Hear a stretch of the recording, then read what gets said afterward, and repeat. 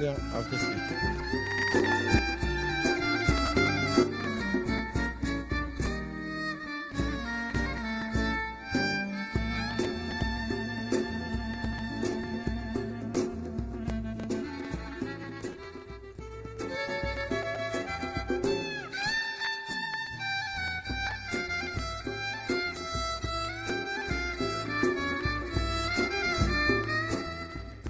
Mirë brëma të dashur dëgjues, mirë se erdhët në valët e Radio Lirës në emisionin Rregull javor mbrëmja artistike.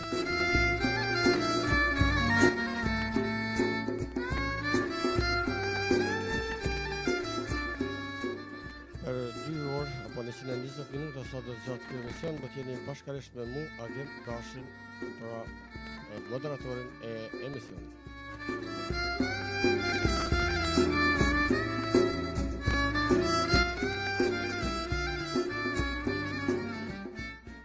Njëherë, mirë mbrëma, mirë se erdhët të dashur dëgjuese. Duket nuk di a jem duke shku mirë, sepse me sa e shoh nuk e di. Besoj që jemi duke shkuar mirë dhe po, të dashur miq, pra jemi në emisionin Rregull javor mbrëmja artistike, edhe njerë ju dëshiroj mirëseardhje, falenderoj kolegun Snibaliu që ishte në emisionin paraprak, dhe ju uroj një natë mirë bashkarisht me ne gjerë në fund të emisionit. Siç e dini ju, ky emision, pra në këtë emision të Rregullt javor sjellim gjithmonë njerëz të cilët kanë lënë dhe po lënë gjurmë në artin shqiptar gjithandej. Andaj sonte pa humbur kohë do t'ua prezantoj edhe Mysafirin, të cilin e kam përzgjedhur për sonte, që do t'jetë me ne për këto 120 minuta, por para se t'ja japim fjalën dhe t'i dëshiroj mirëseardhje, unë do t'a lexoj një biografi të shkurtër të Mysafirit, gjithsesi, pra Mysafir i sontëm është ikona e artit pra dramatik edhe në film edhe në teatr. I nderuari z.Xhevat Limani dhe do të jap një biografi të shkurtër, pasi që vërtet jeta e tij dhe puna është mjaft e bujshme, por besoj që gjatë 120 minuta sa do të jemi bashkërisht me te, do të kemi mundësi të shpalosim dhe të mësojmë shumë gjëra, edhe pse jam i vetëdijshëm që për një kohë 2 orëshe është e pamundur të zbërthejmë të gjitha. Atëherë të shkojmë pa humbur kohë për biografinë e tij dhe mandej do të japim fjalën dhe të dëshiroj mirëseardhje Mysafirit. z.Xhevat Limani u lind me 1 janar 1953 në Fjerisht të Strugës, Ilirid apo Maqedoni. Diplomoi në Akademinë e Arteve të Bukura në Prishtinë. Ka luajtur në një varg rolesh në teatr dhe në disa filma artistik. Është skenarist dhe regjisor i filmit të parë shqiptar në Maqedoni me titull Fat Preret. Është pedagog i lëndës së aktrimit në Fakultetin e Artit Dramatik të Universitetit të Tetovës. Ka fituar një varg çmimesh dhe mirënjohjesh kombëtare e ndërkombëtare. Prej vitit 2002 punon në Shtetet e Bashkuara të Amerikës, ku ka realizuar disa shfaqje. Si për shembull, nuk ishin vetëm film dokumentar për shqiptarët e Amerikës në luftën e ushtrisë lirimtare të Kosovës. Pranverë dimërore, libër me poezi.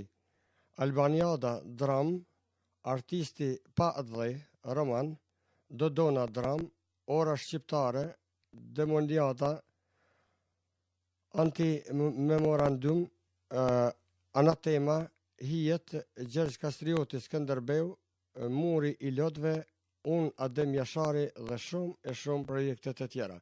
Andaj pa humbur kohë, ne i dëshirojmë mirëseardhje, mirë mbrëma dhe mirë se erdhe i nderuari artist z.Xhevat Limani.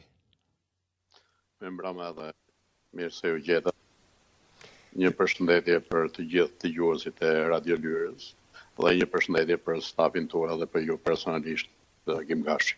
Faleminderit shumë, ju falenderoj paraprakisht për pranimin e ftesës dhe më duhet pa humbur kohë vërtet ta falenderojmë edhe një grua aktiviste e cila vërtet po kontribon, ka punuar dhe punon vazhdimisht në diasporë, apo më mirë ta quajmë mërgatë në Austri, është Shpresa Kameraj, e cila vërtet është bërë pjesë e kësaj radio, kemi pas edhe atë në intervista dhe vërtet e falenderojmë për zemërsisht që na vurin kontakt me juve dhe është nder për radion tonë dhe për dëgjuesit tanë që ju kemi sonte. Ju falenderoj edhe një herë për zemërsisht për pranimin e ftesës.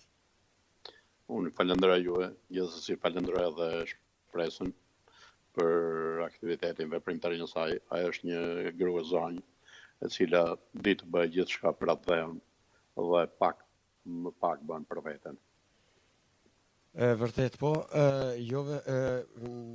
nuk e di, edhe gjatë ditës më shkoi mendja kështu që vërtet njerëzit të cilët kanë shpirt, po mendoj edhe artisti, edhe artistët e vërtet nuk janë kërkues për veten, por gjithsesi japin për të tjerat dhe nuk ankohen shumë.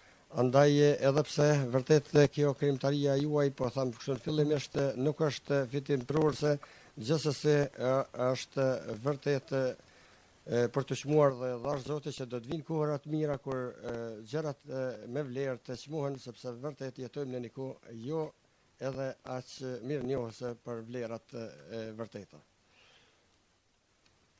Atëherë nderuari artisti z.Xhevat, fillimisht ne mësuam një biografi të shkurtër për juve, dëgjuesit janë shumë kurreshtar, jam i sigurt të mësojnë më gjerësisht, nuk do të ndalim vetëm tek biografia, por do të vazhdojmë kështu në mënyrë kronologjike, do të bashkëbisedojmë më shumë se sa të bëjmë ndonjë intervistë, do të bëjmë një bisedë miqësore, sepse vërtet Radio Lyra dhe dëgjuesit e Radio Lyrës janë tamam si një familje, andaj po e them se jemi bashkërisht në një ndaj dhe do të bisedojmë kështu pa protokoll, besoj që jeni të pajtimit të dhive.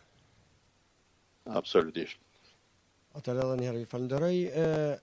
Nëse ka mundësi vetëm pika shkurta femëria e të nderuarit z.Xhevat. Fëmijëria ime është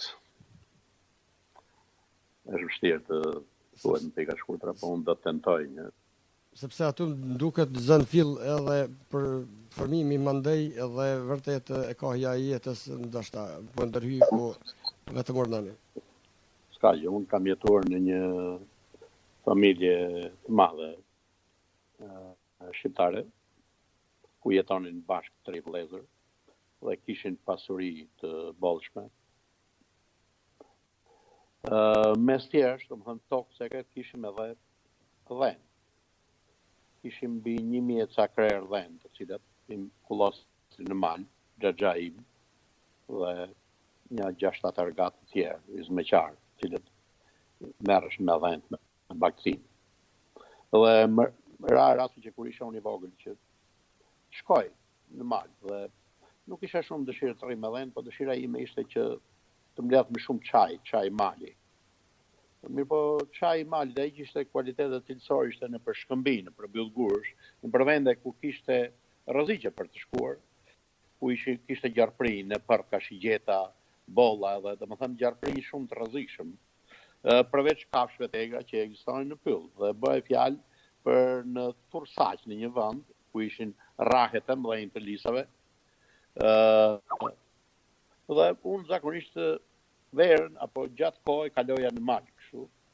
Dhe aty mund të them që lirisht kur vëllezërit e mi apo xhaxha i gjendeshin në kodra në brigje të tjera, unë përtoja që të dalë në bregun tjetër dhe fillova që të komunikoj me to duke bërtitur prej një bregu në bregun tjetër. Dhe mendoj që kjo ishte teknika apo ushtrimet e para të diafragmësime për të zhvilluar zërin, për të hapur zërin, për të komunikuar që më vonë në teatr më shërbeu shumë. Pas kësaj dashurie ndodhi që në fshatin tonë, në Prangëll, aty ku babai im ishte shitës, të vi një mësues nga Dibra Medicami. Dhe ai me që nuk kishte ku të rrije dhe babai im e mori dhe ai flinte në shtëpinë tonë.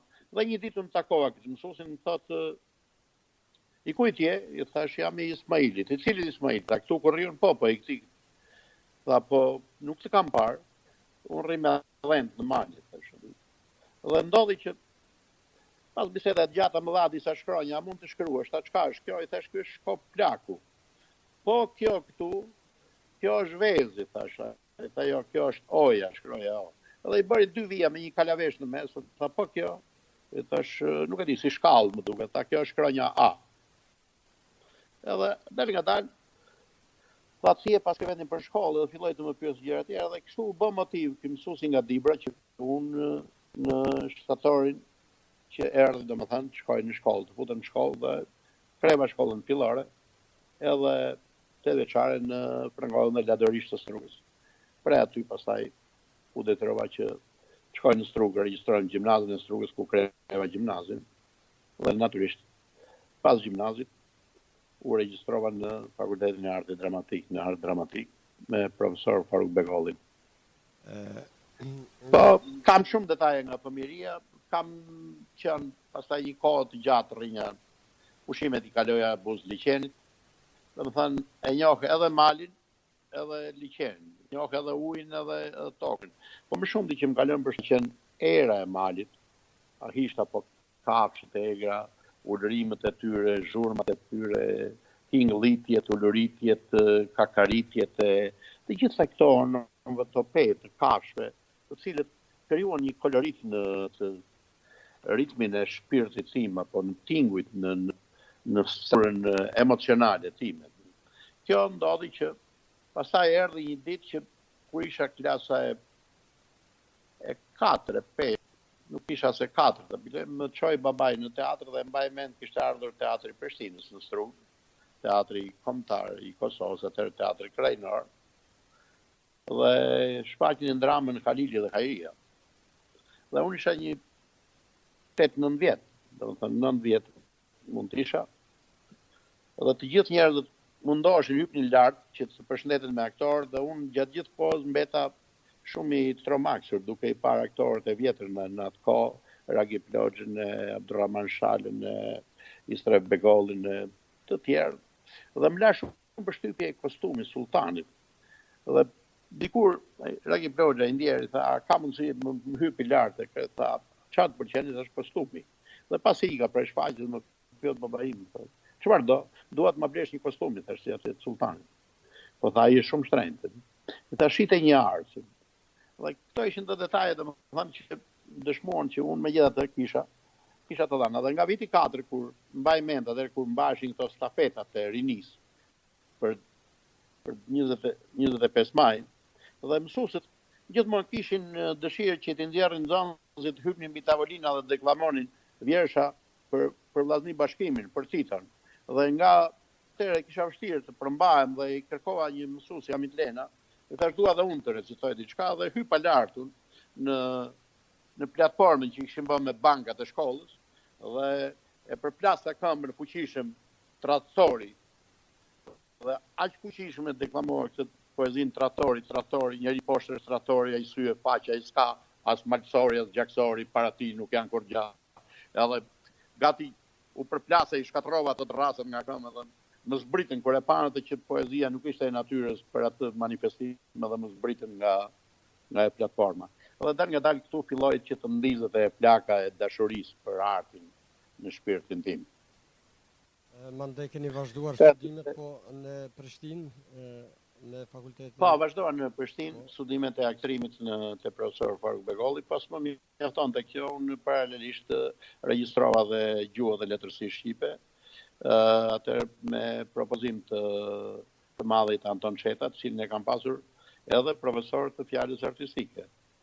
Dhe mendoj që më ndihmoi shumë edhe letërsia dhe gramatika, me që një aktor i regjur për mua patjetër duhet ta di teorinë e letërsisë, figura stilistike, trope, duhet të di të zbërthej që janë ato konkretisht, dhe patjetër duhet ta njohë edhe gramatikën, duhet ta njohë gjuhën shqipe, se pa ditur ta zëm fonetikën, nuk mund pa i ditur tingujt, ngjyrimet emocionale të tingujve, pa ditur morfologjinë, format e fjalëve, pa ditur sintaksën të shkruarit dhe të shprekurit bukur, mendoj që aktori është i parmatosur dhe nuk ka fuqi që të tepërtoj për te imagjinatës si me bindjet e tia në skenë.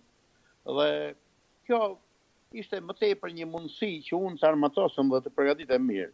Dhe thyrja ime e parë erdhi atëherë kur unë u diplomova në apat rekord në aktrim dhe profesori im i nderuar Anton Çeta më tha të shkonin në Shkup. Duke menduar që isha student i shkëlqyer, tash si ka mundësi pse unë dua të rrinë në Prishtinë. Dhe mendova që mu bëja një pa drejt. Mirë, po kur shkova në Shkup, atëherë gjeta aty një trup gati mos them me një ngazllim amator, përveç disa kolegëve që i gjeta aty, që kishin kryer artin dramatik në Prishtinë, si i ndjeri Ismail Rama, Selman Jusufi e Suleman Lokaj, dhe me disa aktorë të tjerë, të cilët po ashtu kishin adhurim artin, aty ishte edhe Barish Njaku, i cili në atë kohë ishte shkurështar. Mendoj që dal nga dal krijuam dhe çuam edhe djem të tim në përshkollë, ca gjeta në përshkolla në pandemi, siç ishte Sofedini me biçerimin. Doj edhe pastaj erdhi era tjetër, kështu dal nga dal u krua një gjeneratë e fuqishme e teatrit shqiptar në Shkup. Ju në Shkup keni, në mos gabosha, keni një, po mendoj, një bagazh të madh edhe të rolev edhe të viteve, duket dikon 27 vite keni luajtur në teatrin e Shkupit. Pra, 27 vite kam luajtur në Shkup, kam luajtur gati mbi 100 premiera. Dhe pyetja ime, si im, domethënë, në teatrin e Shkupit u bë me dramën Gofta, Anton Pashku në regji të Ahmet Jakubit.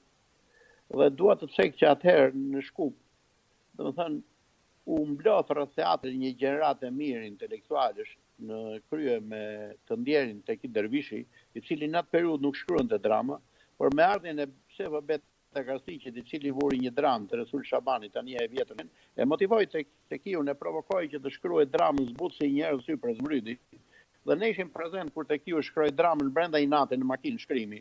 Dhe ne, duke ditur që Tekiu kishte një biografi jo të përshtatshme për qeverinë e së kohë jugoslave, meqenëse ai ishte kthyer 2-3 vite nga burgje e Goliotokut, ne e bëm çmos, me që dham betimin, gati ishim në gjendje që të lëmë edhe teatrin, derisa insistuam aq shumë edhe vum dramën e Teki Dervishit, edhe pse jo nuk shihej me sy të mirë nga pushtetarët e asaj kohe.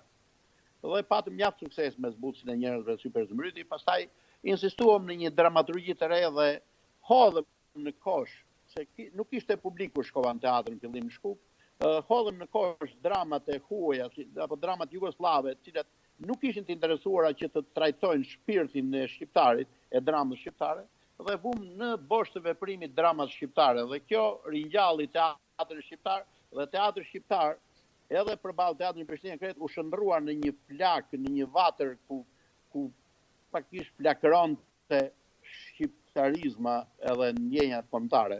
Natyrisht për këtë kishte merita përveç Teki Dervishit edhe Insuf Gërvalla, Resul Shabani, Xhabir Ahmeti, Muhamet Tërnava dhe një Beqir Musliu, një gjeneratë të tërë krijuesish të cilët u mlodhen për t'i fryrë zjarri teatror, me që teatri është një institucion ku lehtë mund të ngrohen shpirt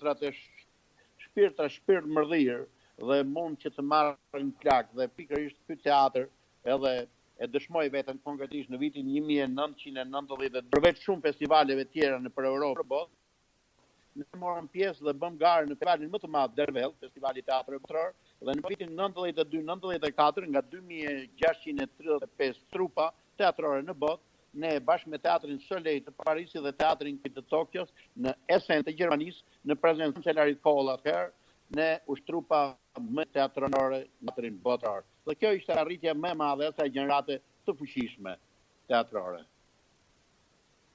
Gjithatë krahas punës në teatr, gjithsesi ju me shpirtin tuaj ndoshta rebelus nuk keni qëndruar indiferent edhe diskriminimit që ju ka bërë shqiptarëve asaj kohe, dhe keni qenë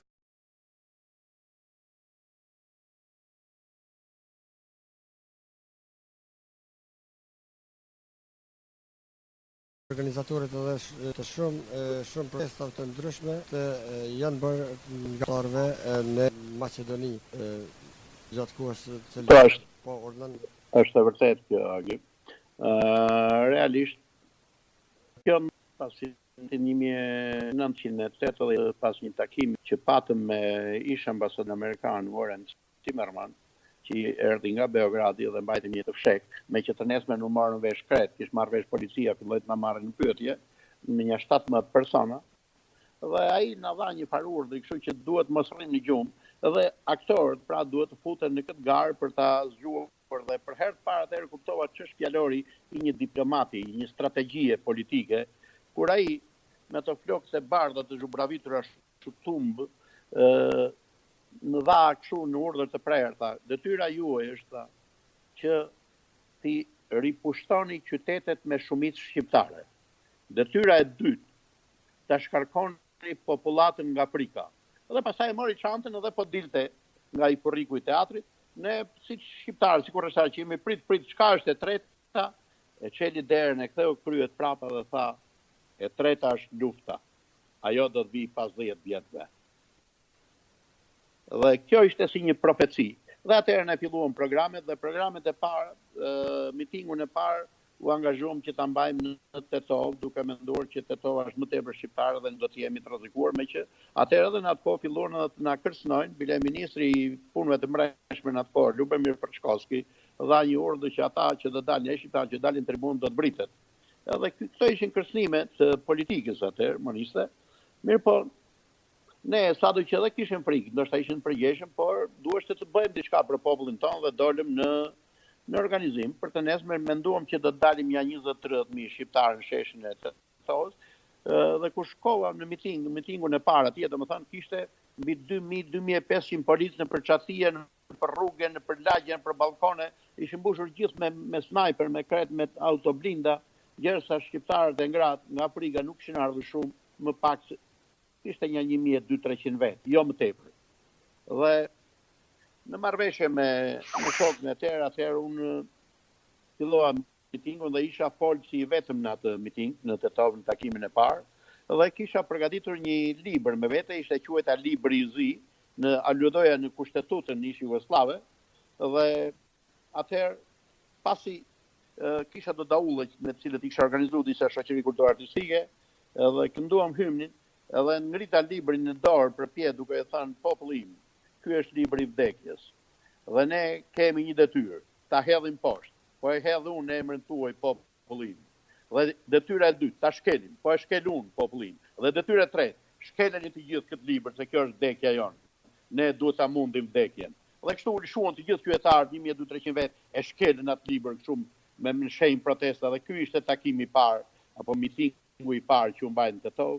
Se në mitingun e dytë, pas 2-3 ditëve në Shkupe, pastaj ishte shumë vështirë të vinje në radhë për këtyre quasi patriotëve të cilët shtyheshin me bryla, cili do të flasi pari dhe gati kërcënojnë njëri tjetrin. Mirë, po aty ku duheshte aty s'kishte burrna, ishte një shumë të frikuar për të folur.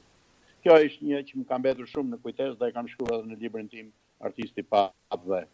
Gjithsesi jemi drejt për drejt të njoftojmë dëgjuesit në emisionin pra të rregullt.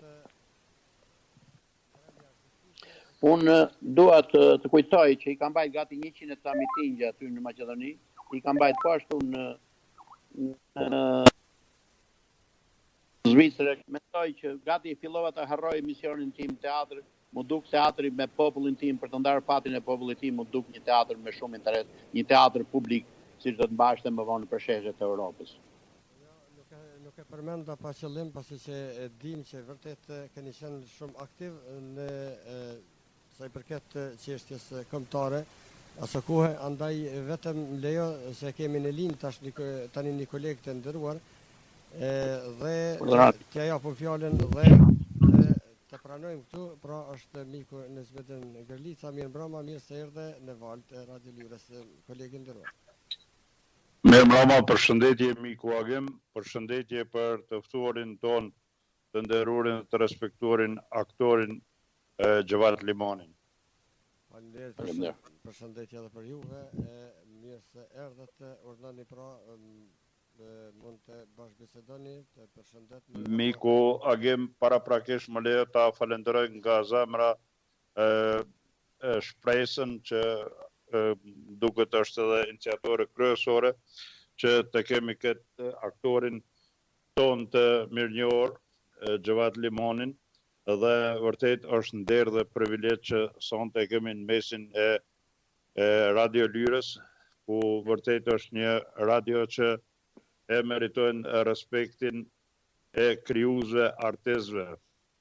Vërtet, pasi unë u ktheva vonë dhe me të dëgjuar për këtë artist, për këtë njeri që vërtet ka dhënë dhe ka kontribuar shumë, dhe disa herë me vëmendje e ndëgjova miku Agim që vërtet kështu janë aktorët, njerëz që vërtet nuk është krenarie kombit luftosh dhe të dalsh ballë për ballë me armikut, por krenarie kombit është që prezanton dhe të ruan vlerat e mirëfillta e shi për këtë një figurë të madhe Gjergj Kastriot Skënderbeu, edhe pse në këtë kohë disa të paull dojnë ta nënshmojnë figurën e heroit kombëtar Gjergj Kastriot Skënderbeu. Dhe vërtet e falenderoj dhe e përshëndes nga zemra për rolin e tij, mirë po unë miku Agim do të ndalsha disa pyetje që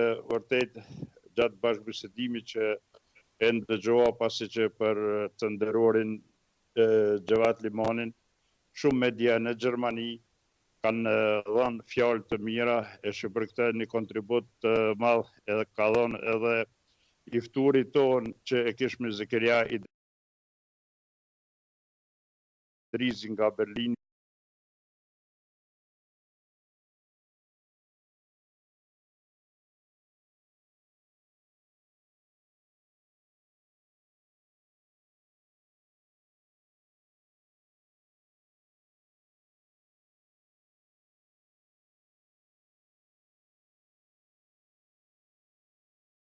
Që në sensibilizimin e mediave gjermane ka dhënë për këtë njeri, andaj vërtet unë deshta të ndale miku Agim në atë për Kosovë komentar për Kosovës dhe neve aktorët që kontribojnë gjatë jetës nuk dinë të nderojnë dhe jo rastisht aktori, poeti e ka thonën edhe nduket e ka edhe një dramë që ka realizuar aktori pa dhejt. Vërtet, unë duhet ta falenderoj shoqatën atje në Amerikë që e ka dekoruar me plot kuptimin e fjalës shoqatën Jehona me presidentin Zamira Korançë dhe kryetaren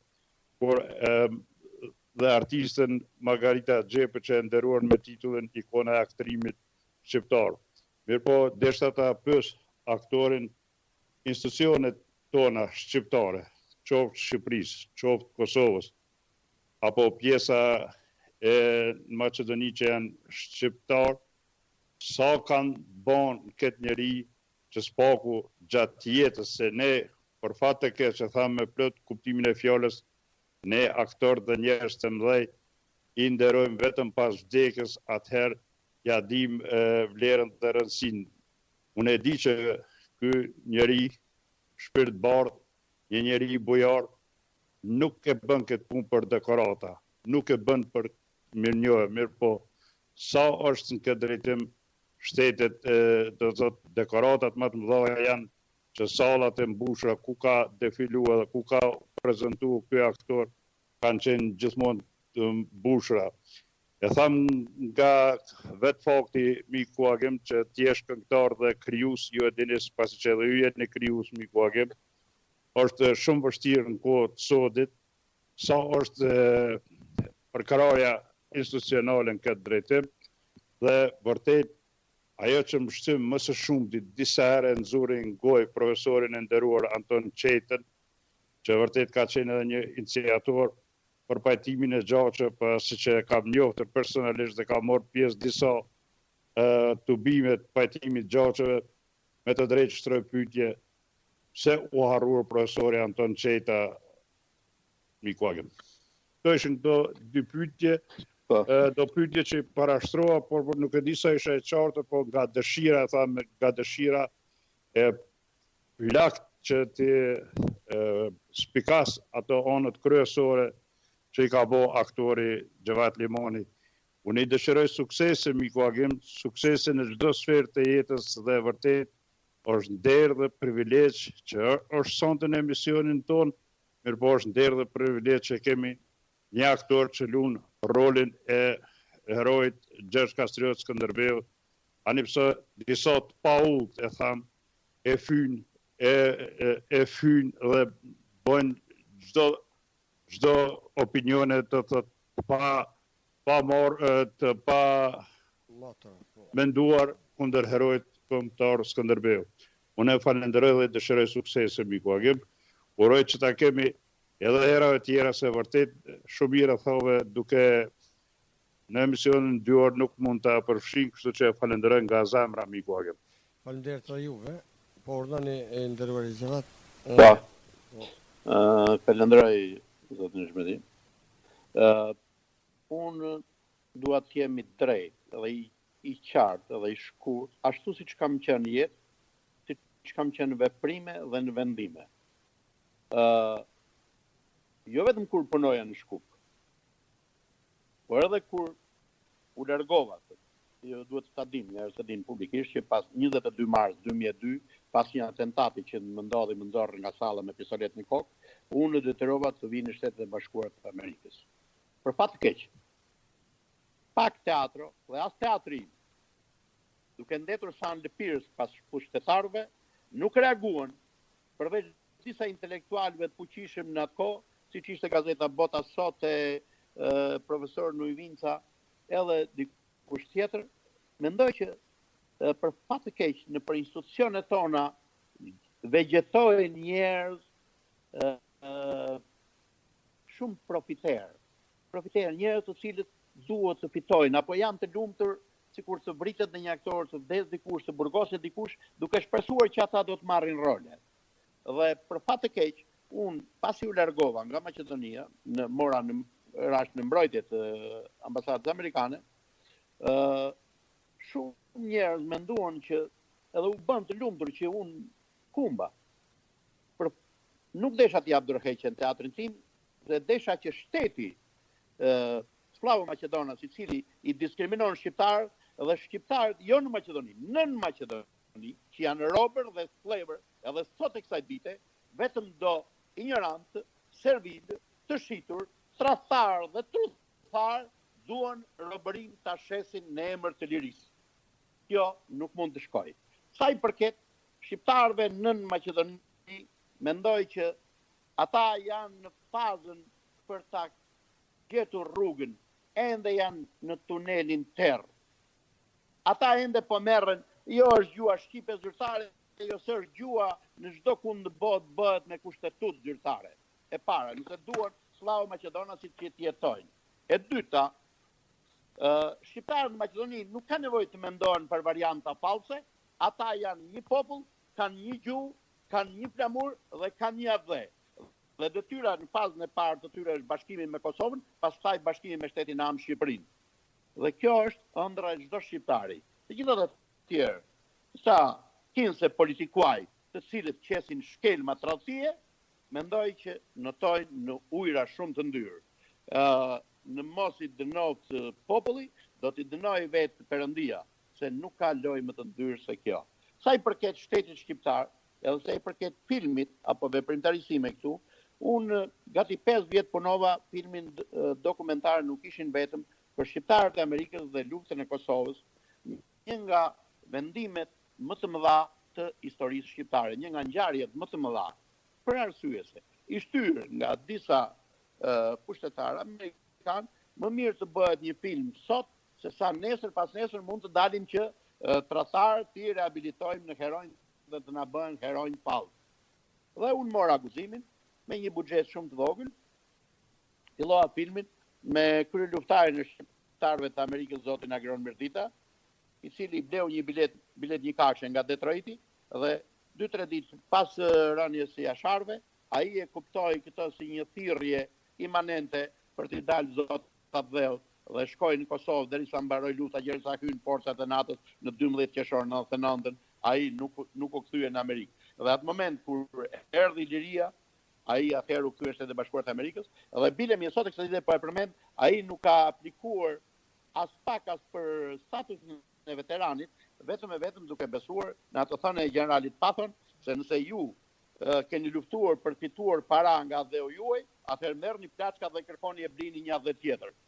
Dhe unë natyrisht duke qenë këtu në pranë burimit, aty ku ka ndodhur forca më e madhe e NATO-s, janë Shtetet e Bashkuara të Amerikës, pata mundësinë që të komunikoj, të marrë arkiva, personalitete, intervista dhe të punoj gati 5 vjet me Ilir Kasnetin, një kameraman, drejtori fotografisë i shkëlqyer që ka qenë i Alba Filmit, tani punon në Shtetet e Bashkuara të Amerikës për televizione amerikane, dhe pas 5 vitesh e gjysmë gati arritëm që të bëjmë premierën e filmit Nuk ishin vetëm. Dhe për fat të keq po e them, televizionit të Kosovës dhe qeverisë së Kosovës ja ofrova filmin për një çmim simbolik, vetëm qoftë edhe $1, mirë po si duket nga xhelozia, nga smira, apo dikush nuk e gjeti veten aty të heronj, se kisha shumë pyetje absurde nga të ashtu quajtur komandantë dhe udhëheqësit që më thoshin, a është më i madh Adem Jashari apo unë? Dhe unë isha në një situatë absurde ku rrinja thoshte, po doni ju të mateni me Adem Jasharin, ju duhet ishit të vdekur, ai duhet ishte kryeministër apo ministër apo udhëheqës. Prandaj gjëra të tilla unë kisha një përparësi shumë të madhe që filmin e bëra, domethënë, pa qenë antar partie, pa qenë jasnjë ani, as të majtë, as të djathtë, po duke qenë i drejtë para Zotit, mendoj që pata shumë sukses. Edhe në të ardhmen, sa i përket shtetit shqiptar, po ashtu, po e nis aty, me që projektin Gjergj Kastrioti Skënderbeu, unë desha ta përgatis në 100 vjetorin e pavarësisë së Shqipërisë. Dhe unë fitova në konkurs me Ministrinë e Kulturës së Shqipërisë, po kur e morën vesh që nuk jam në thojza, po them, qytetari i Shqipërisë, ata nuk e kuptojnë. Ata mendojnë që Shqipëria, vetëm Shqipëria e konferencave të Londrës, është një njerim që ekziston në strukturën shtetërore të Shqipërisë, dhe atëherë unë dëshirova të thras mendjen dhe bindjen time ta deklaroj veten institucioni z.Xhevat Limani dhe të bëj filmin dhe të bëj dramën me paratë mia. Dhe këtu natyrisht që më ndihmoi një djalë detar, djali Remzi Hoxhës, Ardian Hoxha, që ka shkollën amerikane në Prishtinë, që është edhe dhënërim, dhe më ndihmoi me një shumë parash që bleva kostume dhe dekore, dhe kështu që unë 16 nëntor në Tiranë, në 18 nëntor në Prishtinë dhe 20 nëntor në Shkup, mbajta 3 premiera në kryeqytetin e shpalljes së pavarësisë Shqipërisë, në kryeqytetin e zhvillimit të aktit shqiptar dhe në kryeqytetin e Dardanit Shkup. Dhe pastaj shfaqja krijoi edhe relacione hapi rrugën vet. Do të thotë, asnjë institucion nga Ministria e Kulturës, i Shtetit Shqiptar, i Qeverisë së Kosovës, edhe i atyre shqiptarëve të mbetur për mjerim në Maqedoni, të atyre të ashtu quajtur sekretar shtetëror, që janë vetëm shërbetor dhe argat të maqedonizmit dhe asgjë tjetër, nuk më dha mundësi dhe teatrin e kam bërë me ato ndihma që më dha populli im, shqiptarët e Amerikës, dhe me ato ndihma që punon të zonja ime dhe me paratë që i kam fituar vetë me djersën dhe gjakun. Kjo është e vërteta. Dhe në rast burra institucion që të dalë të demantoj, unë pranoj të më varin publikisht në Prishtinë dhe në Tiranë, në qoftë e vërteta ndryshe. Unë miku Agim vërtet ta falenderoj nga zemra dhe është kënaqësi se si mënyrë qasje shpirti i aktorit thot këtë mlevin që e ka dhe do ta përshëndes e apostrofoj shumë mirë djalin e Remzi Hoxhës që vërtet kur ishte në një emision televiziv vërtet ai është njerëz që duhet të jenë prije të institucionet, janë ato njerëz që djali Remzi Hoxhës dhe shumë intelektual, ju falenderoj për punën dhe për filmin që keni bën për ushtarët, do të thotë për luftën në Kosovë, dhe unë po e përfundoj me thonjën e mallit Sami Frashi, tradhtarët mos kalojnë pranë varreve të dëshmorëve, sepse dheu i tyre nuk i duron të qenit e tyre mbi faqen e tokës. Juve dëshiroj suksese në çdo sferë të jetës, duke filluar nga shëndeti, e di që e ke vështirë të depërtohesh, mirë po vërtet një është e tha me plot kuptimin e fjalës, një ditë kur ju nuk do të jeni, atëherë do të dinë mirë po gjeneratat e popullit shqiptar. Gjithë atë që keni skalitur e dinë, unë e thash edhe shumë media thash për momentin nuk po më kujtohet këtu në Gjermani që kanë shkruajtur për punën dhe aktorin e juve. Torp duhet më ardhë institucioneve, qoftë Shqipëri, qoftë Kosovë, qoftë ata shqiptolse në Maqedoni. Faleminderit, vetëm dua të jemi qartë diçka. Unë edhe në jetën time nuk kam pasur asnjëherë ambicie për shpërblime, dekorata, dhurata shtetërore. Me që jam I bindur. Për mua vlen vetëm dekoratat, vlerësimet artistike. Me që mendoj që artisti është opozitë e pushtetit. Ai është me shpirtin e pambrojtur të popullit. Dhe artisti nuk ka të drejtë jetë as antar partie, as qeveria, as gjë. Atë moment kur ai bën zgjedhjen e vet, jetë antar partia, qeveria, nuk është më artist. Ai nuk e shërben popullit vet. Unë nuk kam të drejtë të them ju jeni të majt apo ju jeni të djathtë, ju më shihni, ju mos më shihni. Për ju do qaj, për ju do të qesh. Kam parim pra artisti është me kombin, me popullin, me Zotin, me shpirtin e vetvetes. Dhe çdo gjë tjetër, këto të tjera janë transformime profiterike të njerëzve të cilët u akanda paranë, u akanda pushtetin, lakmit dhe kënaqësi tjera të cilat janë të u përkasin vetëm të vdekurve. Andaj, unë ju përshëndesem me siguri ka edhe dëgjues tjerë, ju jeni dhe do të mbeteni me atë kur ju kanë nderuar atje Jehona shqiptare, artisten e popullit Margareta Xhepa, ju jeni ikona e aktrimit shqiptar. Ani pse për politikanët shqiptar nuk e vlerësojnë, po populli ju vlerëson. Falenderoj Mira Korançin edhe Margaritën edhe gjithë stafin tjetër, edhe atë dhuratë që ata e kanë qenë në Tiranë, unë shkova e mora me kënaqësi. Edhe më shumë më bën kënaqësi një dhuratë qoftë morale apo duart trokitjet e publikut, se sa çeka dhe dyzina parash të cilët njerëz as nuk I kanë marrë askurr, nuk do t'i marrin me vete. Unë e kam thënë në një tubim hapur në një të promovimit të librit në Akademinë e Shkencave të Shqipërisë, unë trashëgimtarëve të mi, popullit tim, nuk kam çfarë t'i lë përveç fjalës time, dashurisë time, librave të mia, shfaqjeve të mia, filmat të mi. Nëse dikush nga unë pret që t'i lë ara me grure, vreshta ku ta diun, e pyje, mendoj që gënjehet rënd. Edhe për mua mjafton ai apartament. Shumë njerëz më pyetën si kështu në Amerikë punon dhe nuk keni shtëpi, nuk keni pishinë, nuk keni send. Po, në Amerikë jam në Shtetet e Bashkuara, po unë punoj për të krijuar dhe punoj për të realizuar ëndrrën time. Dhe ëndra ime natyrisht në Shtetet e Bashkuara ka një qëllim. Qëllimi dihet ku është ai vendi I baballarëve dhe ustallarëve është Hollywoodi. Dhe besoj që Zoti më ka dhënë shumë shëndet, edhe ashtu jam shumë I shëndetshëm dhe kam shumë motiv dhe shumë vullnet patjetër për të realizuar qëllimin tim.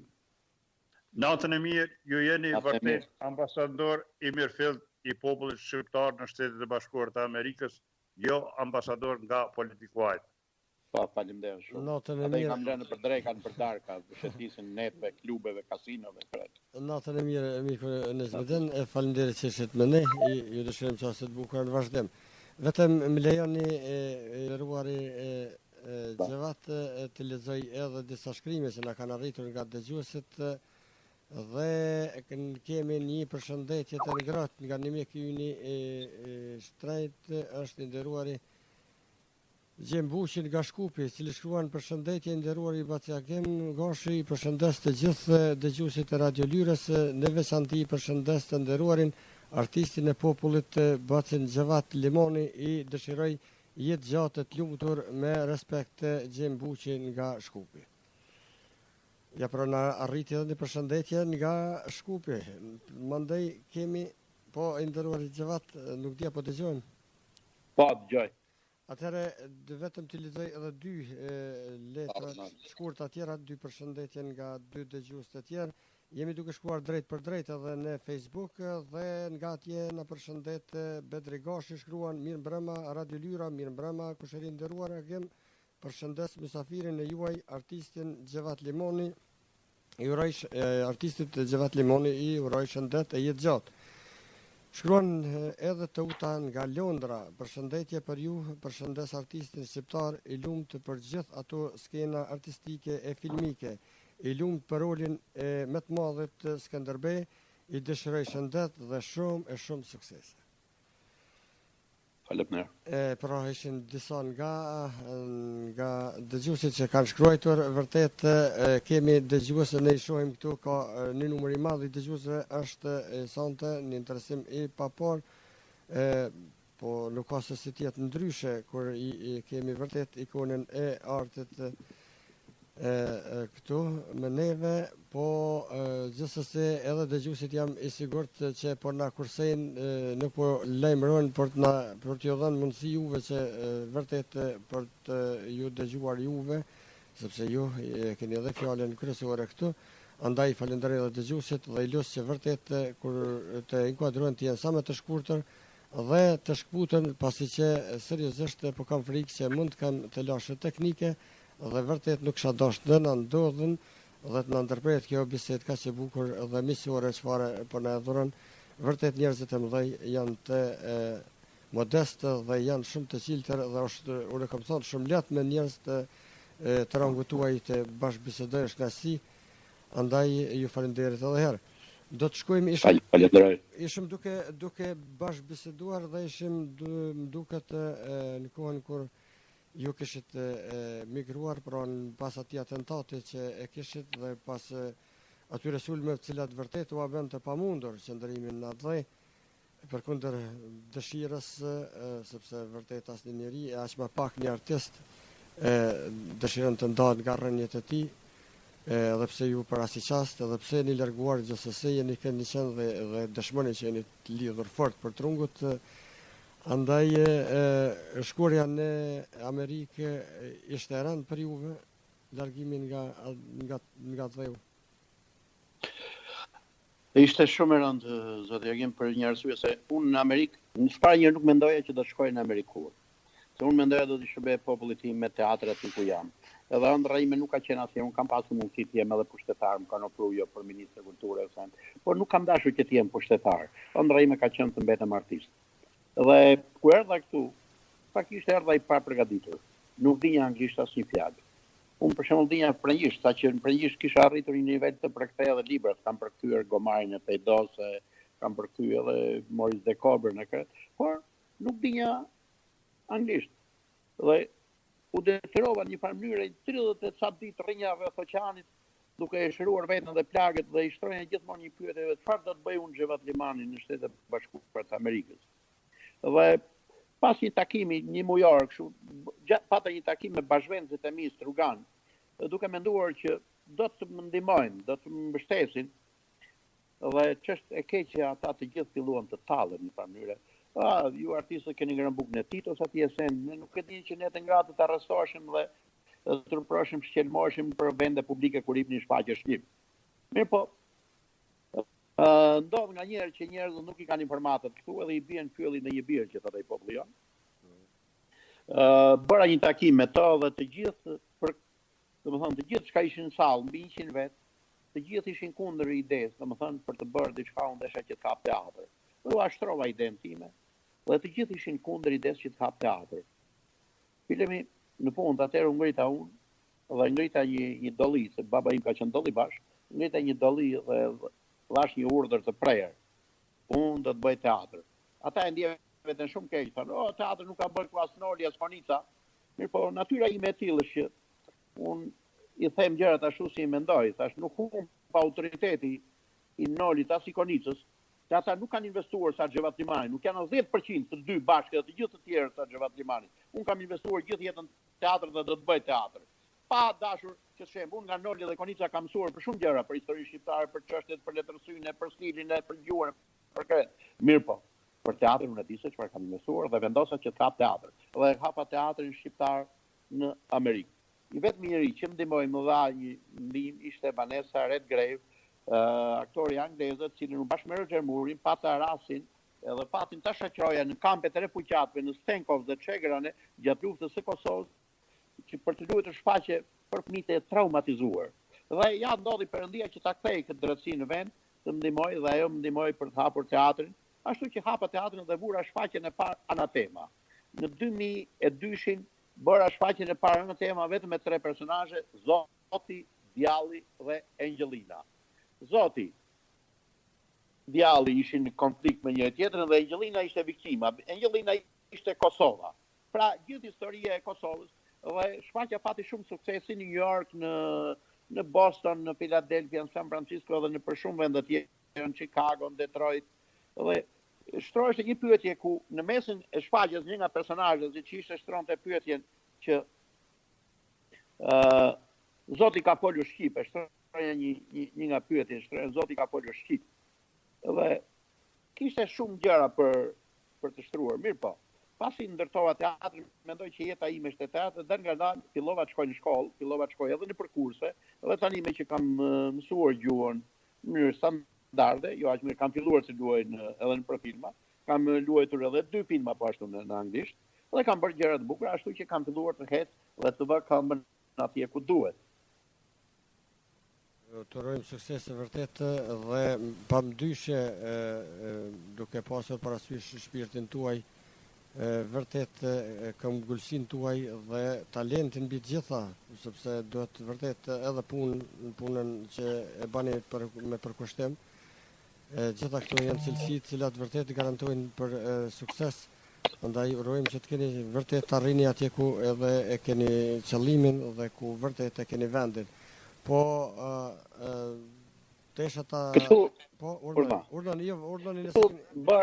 tu kam bërë një 7-8 premiera dhe premiera e fundit ka qenë, domethënë e para fundit ishte shfaqja e Agim Gasharit, si ne punova me aktorin Prezident Mortishi në Chicago, dhe premiera e fundit ishte Skënderbeu, dhe natyrisht që ky vit është 550 vjetori i vdekjes së kryeheroit ton kombëtar Gjergj Kastriot Skënderbeu, dhe unë e parashok, kam pasur shumë turne në për shumë vende, në për Shtetet Bashkuara të Amerikës, për Kosovë, në Shqipëri, në për Maqedoni, dhe verës që shkoj pata një turne shumë të fuqishme në Kroaci, në Austri, në Vjenë, në Lucerne, në Gjenevë dhe në Paris. Në Kroaci u angazhua shumë kryetari i komunitetit atje, cilin e falenderoj publikisht zotin Shuib Ziberi.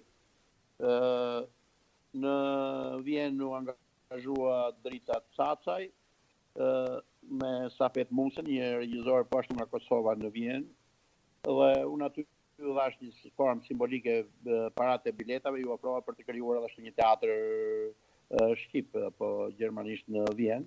Pastaj në Lucern zoti Agim Limani ishte tutor përgjegjës, dhe Albana Malaj në Gjenev, ku kishim shumë publik edhe shumë duartërokitje me shfaqjen, dhe në fund të mbyllëm turneun në teatrin Turgje të vëllezërve Aziz edhe Alit Vardari, 2 shqiptarë të cilët kanë mëse 10 teatrën pronësi të tyre në teatrët e Parisit, dhe janë emra shumë prestigjioz, dhe tani po ashtu vazhdoj prap me turnen, i kam 6 shfaqje, filloj nga 31 marsit, domethënë në 1 prill deri në 8 prill në Kalabri dhe në Sicili me arbresht e Italisë, në tutelin e zonjës Lucia Martino, një shqiptare arbreshe shumë e fuqishme në Prasnita, do të kem shfaqje në Kozenca, në Ungra, në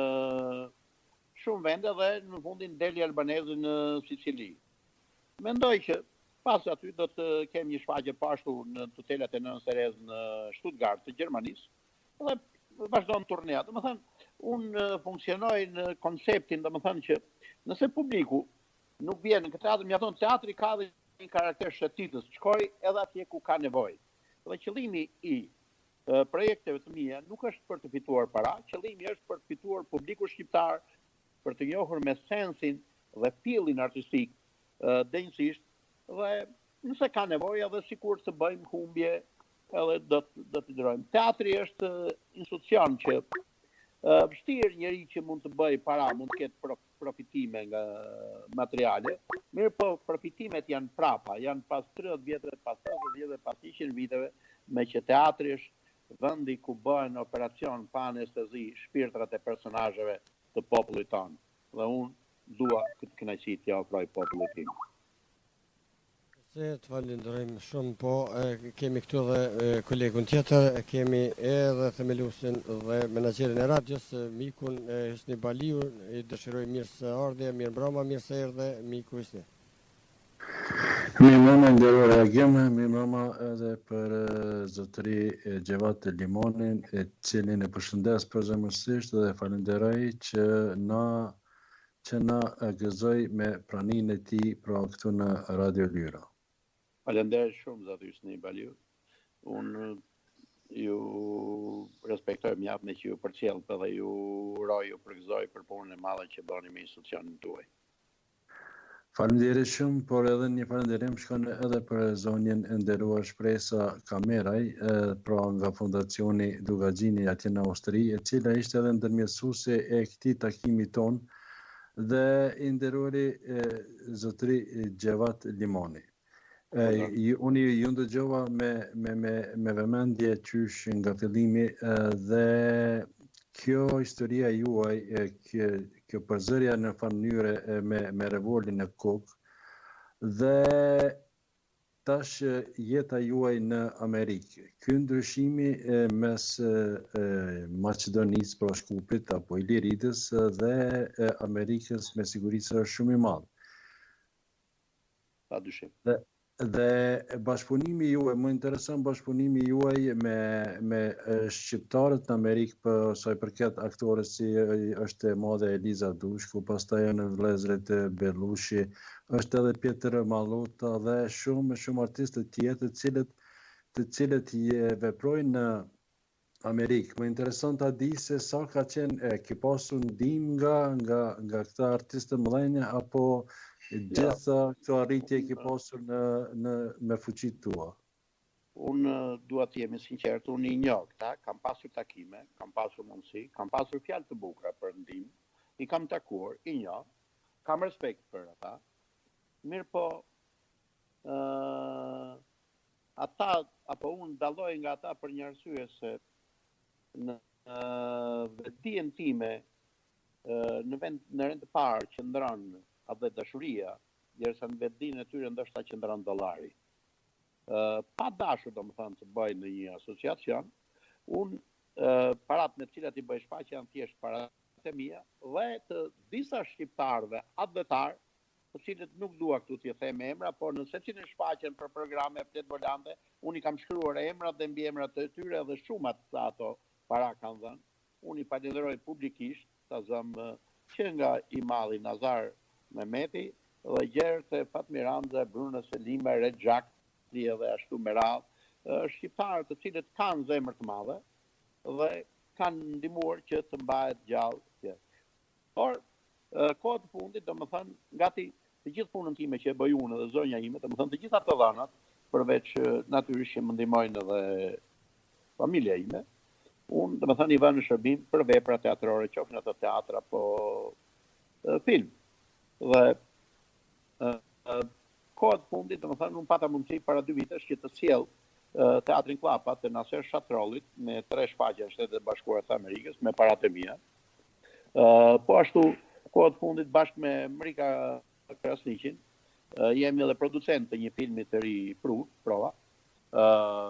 Besoj që premiera do të jetë nga shtatori, ku ne me skenarë të shkëlqyer të Mrika Krasniqit dhe drejtori fotografie i Bërdearit, trajtohen fëmijët e jetim pa prindër të pas luftës së Kosovës, domethënë bëhet fjalë për një profesor, pedagog, aktor që ka mbetur në podrum gjatë luftës me një mbesën e vet, mbesën të cilët i është vrarë djali dhe nusja apo nëna dhe baba janë vrarë dhe ky nuk ka guxim të dalë për jashtë, po kështu që i tregon prralla dhe i luan rolet që ka jetuar në teatr dhe kjo është që ka të bëjë me projekt. Dhe projekte tjera natyrisht që domethënë presin në radhë dhe aktorët me të cilët punoj, domethënë teatri është i hapur me projekte dhe për secilin rol kandidojnë aktorët. Jam i detyruar që mos bëj projekte me shumë personazhe për arsye të gjendjes materiale. Për fat të keq, edhe ministritë e diasporës edhe krejt, sado që kam kërkuar të kem takime apo ministritë e kulturës apo ta kulturimit shqiptar, më shumë janë të interesuar për dreka, për darka, për udhëtime, për tender, janë të interesuar për sa të mbështesin ndonjë projekt që ka kuptim madhëtarie. Dhe në mes të Amerikës unë jam mbetuar në vetveten që do bëj vetëm teatr shqiptar. nuk më interesojnë veprat e huaja. Kanë gjerman, amerikan, italian, franceze, ruse, kineze, çfarë s'kan? Kanë para dhe i bëjnë dramat e tyre. Nuk është të thënë ato që ka para t'i harxojnë për dramat e tyre për të bërë eksproprim kulturës së tyre. Unë i kam vënë detyrë dhe mision vetes që do të merrem me dramën shqiptare, me shpirtin shqiptar, pa marrë parasysh ku gjenden në konceptin dhe bindjet e mia shqipërisht dhe shqip. Ma morë një pyetje të cilën pikërisht të pyesit për projektet e juaja, por ne kuptuam se nga shtatori pra do të keni projektet e reja. I nderuar, unë nuk dua të marr kohë më shumë Agimit dhe arsyeja është se nuk dua të ngarkoj më shumë rrjetin e mikut Agim, por një pyetje të fundit dhe me siguri se ju keni pasur shumë përvojë me media dhe ki pasur intervista të shumta. Po një pyetje të cilën kishte pasur dëshirë që asnjëherë nuk të kam pyetur asnjë gazetar. Cila do të ishte ajo? Kështu që unë juve ju dëshiroj shëndet në radhë të parë dhe ju falenderoj përzemërsisht që na nderuat me pranimin tuaj këtu në Radio Lyra. Kështu që unë do të ndëgjoj përgjigjen në radio dhe ju përshëndes përzemërsisht. Faleminderit shumë. Pyetja që nuk ma ka shtruar asnjë gazetar, faktikisht unë e kam në projektin e radhës. Projekti i radhës është në propozim të regjisorit Adonis Filipi, i cili gjendet në Florida, më ka ofruar novelën e madhe të Mitrush Kutelit, Gjama e madhe në Patut, kur bëhet fjalë për Tatin, personazhin i cili është i pavdekshëm, mirë po edhe pavdekësia e tij i pengon, ashtu që bën në konflikt dhe me Zotin që thot më mirë, me që vinë gjenerata të cilat thot nuk më njohin që jam kaq i madh, dhe ka mundësi thot të pranoj që edhe unë të jem mes të vdekurve, apo të jem kalimtar i kësaj bote. E rëndësishme është që, domethënë, në bindjet e mia, unë nuk i mërzitem vdekjes. Domethënë, vdekja është një nga pyetjet edhe filozofike, edhe ontologjike, edhe si thuash jetësore, ekzistenciale, që edhe krijuesit sa më shumë që arrin në moshë, i kthehen asaj qoftë përmes poezisë, qoftë përmes letërsisë, qoftë përmes filmit, apo i kthehen dhe e trajtojnë në vetdije, duke e ditur që desh në vëzdeshën do të ballafaqohen me këta. Unë vdekjen e shoh si rregulator të ndërgjegjësime për të mos bërë gjumë, po për të kryer punët me kohë që mos ta zë rrota bishtin, si thotë ai populli jon, se vjen një ditë organizmi i njeriu nuk mund të qëndrojë në muskulaturë, në shpirt, në ndjenjë, në trup, ashtu që njeriu ka diçka kodiktike të papranueshme në jetën e vet. Për shembull, edhe urimet kur i kemi si urime i themi u bërth 100 vjet. Unë që mërzitem shumë kur më thonë njerëz u bërth 100 vjet. Ku e din atë? Ndoshta unë nuk dua më tepër se 100 vjet, jemi sinqertë, se gjithë këto projekte dhe plane që i kam nuk dia do të më dalin ato 100 vjet. E para një, edhe e dyta, unë vdekjen e shoh si motiv krijues. E shoh në harkun e triumfit dhe rri ball për ball bëj luftë me të. Kjo është jeta ime. Domethënë jeta ime ka kuptimin për ta mundur vdekjen. Vdekja është ligësia, tradhtia, qeveria, policia, mbytësia, gjërat që kanë të bëjnë me ligësinë, me të keqen. Dhe vetëm kur erdha në Shtetet e Bashkuara të Amerikës, unë e kuptova ç'është shteti apo ç'është policia.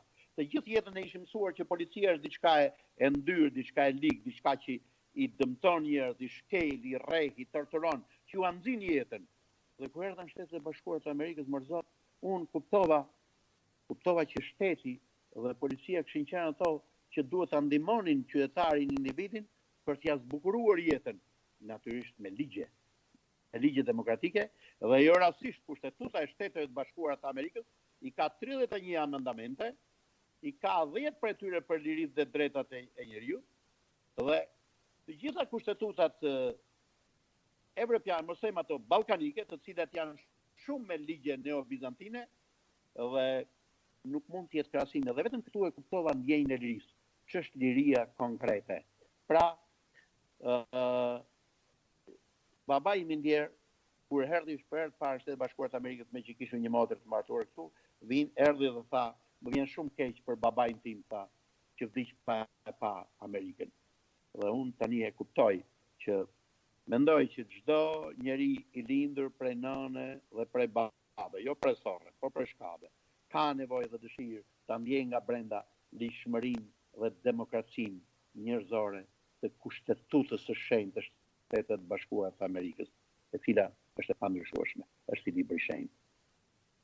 E vërtet, po më lejo vetëm të lexoj edhe dy përshëndetje që na kanë arritur nga dëgjuesit dhe vërtet do të vazhdojmë, është kënaqësi t'ju dëgjojmë.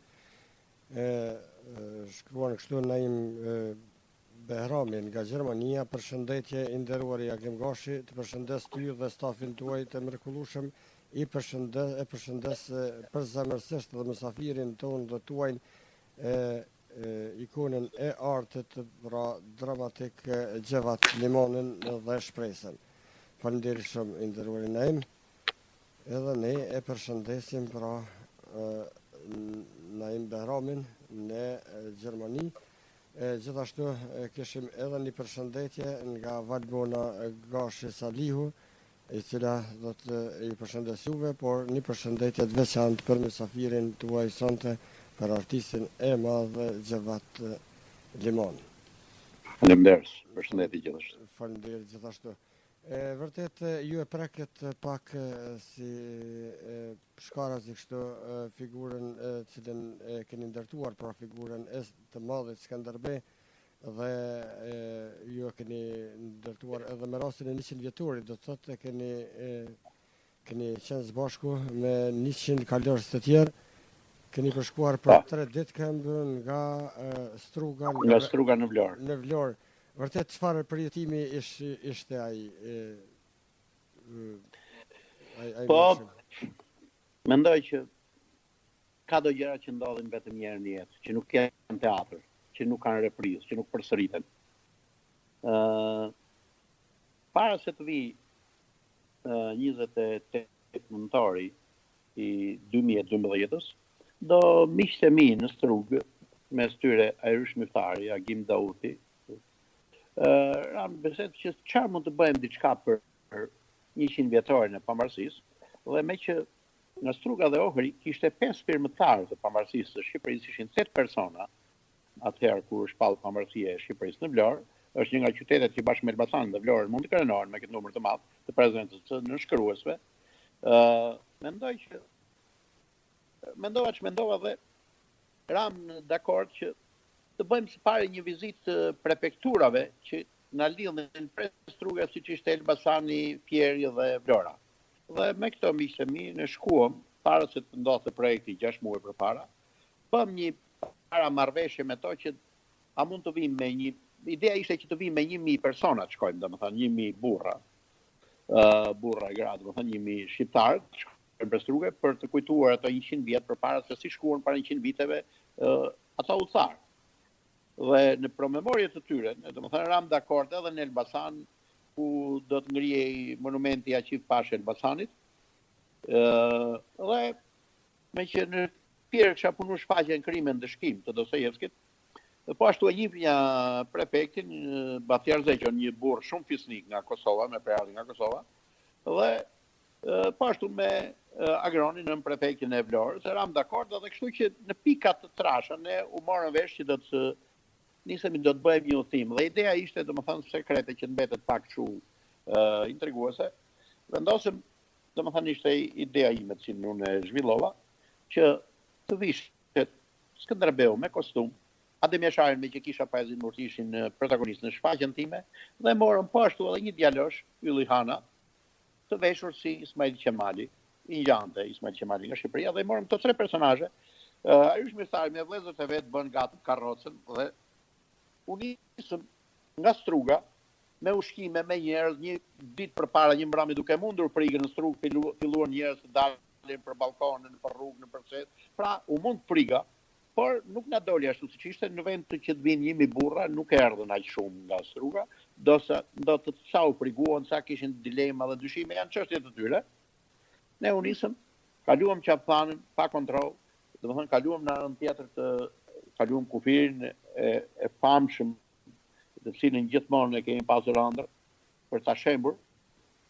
Dhe ku shkuam në Elbasan, ishim pak nga të rresa me qeveritarët e shtetit shqiptar, të cilët nuk deshin na lejon të hyjmë në qendër të Elbasanit pa kaluar kryeministri i Shqipërisë Kali Berisha për në Shkup. Mirë po, unë e dinja këtë punë që mund të kemi në nga të resa, për atë arsye isha veshur edhe me kostume, edhe ndorra shpatën në Elbasan përballë policisë speciale që ishin mbledhur na kishin vënë pengesa, dhe i thyen pengesat, i shkelën pengesat, natyrisht edhe kaluam në shesh të Elbasanit, dhe qeveritarët deshin as deshin e pranuan kompromisin.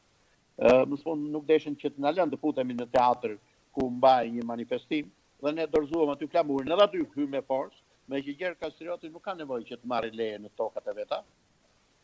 Dhe shkuam në Vlorë, gati në tjerë fletëm një natë, po ashtu natën e dytë, dhe shkuam në Vlorë gati mbi 100.000.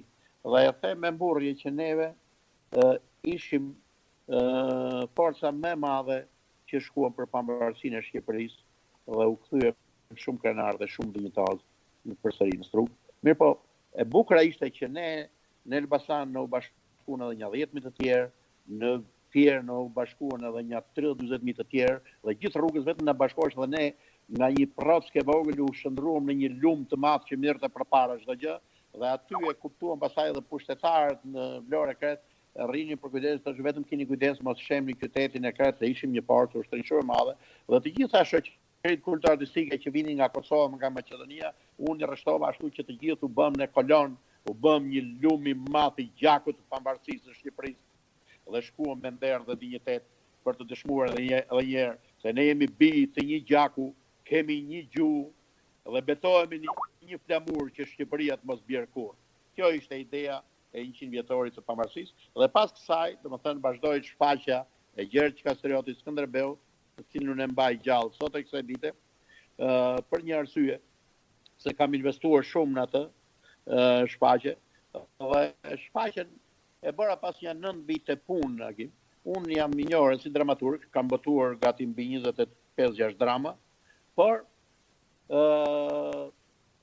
nuk më pëlqen se ajo çka kishte në dramaturgjia apo të shkruar nga historitë e Skënderbeut, duke nisur që nga edhe pse i kam shërbyer, i kam shfrytzuar si burime për informacione, që nga Frangu, Dimitër Frangu, që nga Marin Barleti, Biçikemi, Bogdani, rilindasit Naimi, Qajupe, më sfundi Panoli, pasaj të huajt Winkop, Longfellow, kështu me radhë tjerë çka kanë shkruar. Kjo nuk mjafton dhe që unë të bëja një dramë të një krye protagonisti siç ishte Gjergj Kastrioti Skënderbeu, që nuk paraqiteshin në për këto vepra. Dhe u detyrova që të shkruaj vetë. Dhe shkrova një dramë me pak personazhe, shkrova një dramë përse asnjë nga dramaturgjia dhe dramaturgët tanë dhe historianët tanë nuk e ka qitur në ballë të parë Donikën.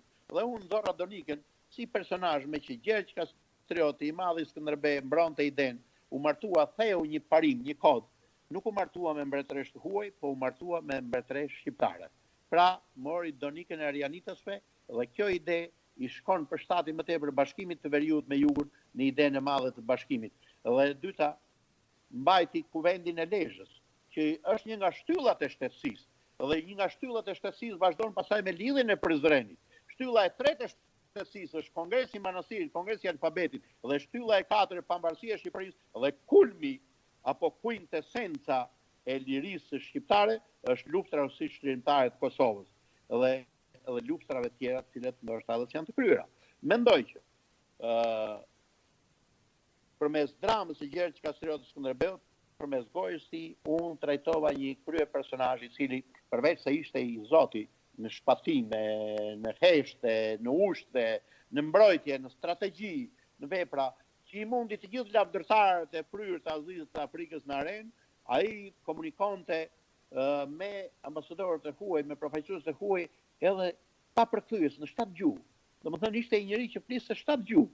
Dhe një sukses i madh, i kaq i madh i Gjergj Kastrioti Skënderbeu, i cili edhe për perandorinë osmane fitoi gati 16 shtete, 16 vende i vuri flamurin e fitores për perandorinë osmane, ndërsa për Arbërin ai vetëm mbrojti popullin e vet, mbrojti atdheun e vet, njëkohësisht mbrojti edhe Europën.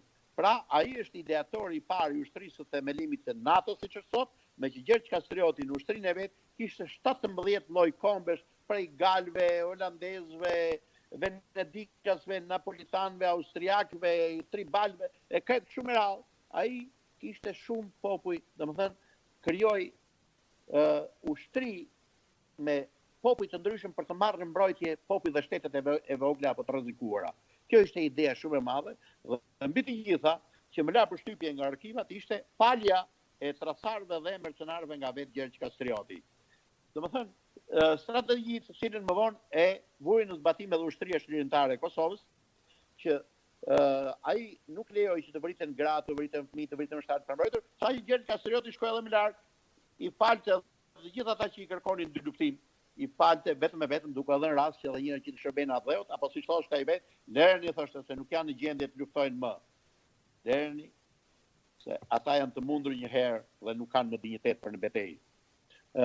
Ky burr i madh, kjo ide e madhe, kjo platformë e madhe, ky njeriu të madh të motit, siç ishte Gjergj Kastrioti, mendoi që nuk ka personazh në letërsi, në historinë botërore që do të mund të rrinte përballë. Edhe jo rastësisht, në 5 generalet më të mirë të gjithë kohërave në historinë e civilizimit janë Akili, Pirrua, Leka, Gjergj Kastrioti, Napoleoni. Po ti marrësh lart dhe poshtë të gjithë këto janë gjak apo gen, Pelasgo, Iliro, Dardan, Arbror shqiptar. Kjo është ajo që më motivoi më shumë. Po vërtet, faleminderit, vërtet po më vjen keq më ndërhyn nganjëherë sepse me aq bukur i thoni gjërat dhe vërtet nganjëherë po kam qejf të ju dëgjojnë pafundësi sepse vërtet më pëlqen dhe ju jeni të pranuar edhe në oratorinë tuaj që të veçantë që keni gjithsesi. Andaj ju përgëzoj edhe për gjuhën pastër, edhe pse jetoni jashtë, do të thotë në Amerikë, vërtet është kënaqësi t'ju dëgjojmë. Faleminderit. Juve. Atëherë vetëm lejoni të lexoj edhe 2 letra që na kanë 2 shkresa që na kanë arritur në Skype-in e radios. Faktikisht në Facebook shkruan Agim Gashi, përshëndetje për ju dhe artistin e veçantë të cilin e kam takuar edhe në Strug para shumë vitesh. Mandej na ka shkruar edhe mikja jonë e përbashkët, e cila vërtet është meritore që jemi sonte këtu bashkë, pra shpresa Kamberaj. Ka shkruar mi mbrëma të nderuar 1 orë gati kaloi, por ne na duket sikur 10 minuta.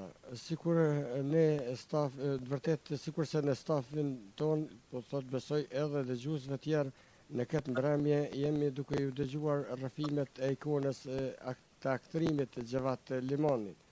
Çdo fjalë e tij tingëllon thesar i vërtet. Lëmb shqiptaria që ka këtë artist pa adhë. Adhëu i tij është në zemrat tona anë borë globit. Respekt të pazavendësueshëm, vërtet respekt i pazavendësueshëm dhe i veçantë, po thot miku im dhe artisti i madh pra z.Xhevat Limani. Faleminderit shpresë shumë.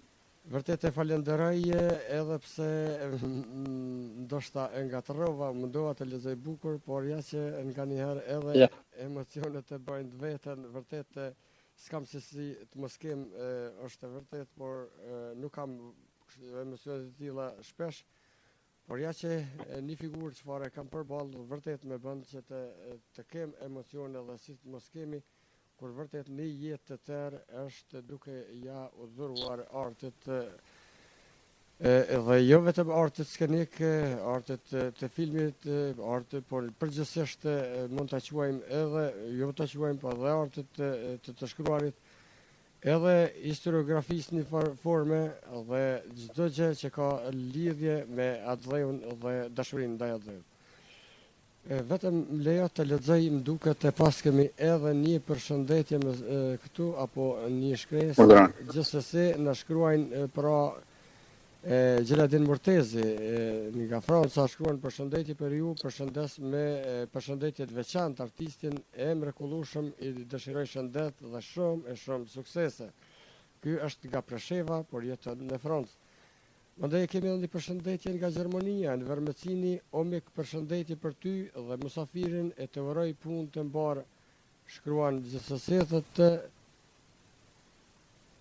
Po, në veri ka bërë edhe një pyetje, ka mundësi të lidhna direkt për një pyetje, gjithsesi e mirëpresim jo vetëm në verin emisionisht i drejt për drejt, Mysafirin tonë e kam pyetur para se të shkojmë drejt për drejt dhe falenderoj për zemërgjërsinë e tij, gjithsesi unë jam shërbim të bashkëdhëtarëve dhe gjithë shqiptarëve kudo që janë, andaj jam të mirëseardhur, e ka pranuar që do të bashkëbisedoj dhe do të ju përgjigjet brenda mundësive të gjithë atyre që vërtet kanë dëshirë të bëjnë pyetje ose ta përshëndesin drejt për drejt.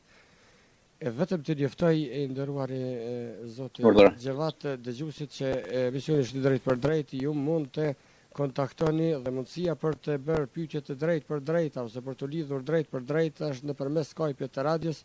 Adresa është live2.radiolyra dhe këtu mund të kontaktoni pra të dashur dëgjuese për të bërë pyetjet ose për ta përshëndetur gjithsesi Mysafirin vetëm duke ju lutur që t'jeni sa më të shkurt, sa më konkret, në mënyrë që vërtet ju thash edhe unë as pyetje nuk po mund t'i parashtroj, vetëm nga dëshira që vërtet ta dëgjoj jo vetëm unë, por e di që ju edhe ju gjithashtu jeni kundërshtar, andaj vërtet e falenderojmë edhe një herë që është me ne dhe kohën të cilën ka shumë të çmuar e ka nda për dëgjuesit e Radio Lyrës.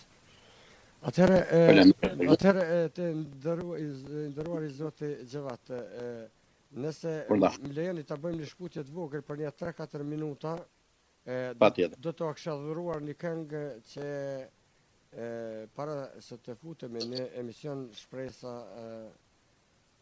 kameraj e ka pas dëshirë të adhuroj juve dhe do ta shfrytëzojmë këtë moment tani për të pushuar edhe për ju edhe ju ndoshta 2-3 minuta, 3-4 minuta sa zgjat kënga dhe do të rikthehemi dhe më njëherë pas këngës e kisha pas dëshirë, nuk e di sa ju lejojnë kushtet atje ku jeni, që për dëgjuesit e Radio Lyrës dhe për kurreshin edhe dëshirën edhe timen, nëse ka mundësi ndonjë pjesë të shkurtër, ndonjë monolog, vërtet kishim pas dëshirë ta dëgjojmë. Emisioni është duke u incizuar dhe me dëshirën tuaj do të emitohet edhe në YouTube, do thotë jemi duke shkuar drejt për drejt në 2 kanalet, Facebook edhe në YouTube. Jemi duke shkuar drejt për drejt dhe kur përfundon emisioni ne kemi zakon të pyesim dëgjuesit, atëherë do të merrem vesh nëse dëshironi do të jetë në YouTube përgjithmonë ky emision, por gjithsesi me pajtimin tuaj. Patjetër. Atëherë do të shkojmë. Unë jam njëri i hapur. Faleminderit shumë, vetëm edhe një herë ta gjej këngën shpejt të cilën e ka kërkuar para se të shkojmë pra në emision dhe e meriton shpresa, vërtet e falenderojmë shumë. Ka pas dëshirë një këngë ta emitojmë gjatë emisionit dhe ta bëjmë një shkputje të vogël, shkurtër, derisa të shërbehemi ndoshta ne nga pak, kemi nevojë pak. Po shojmë vetëm një çast. Faleminderit.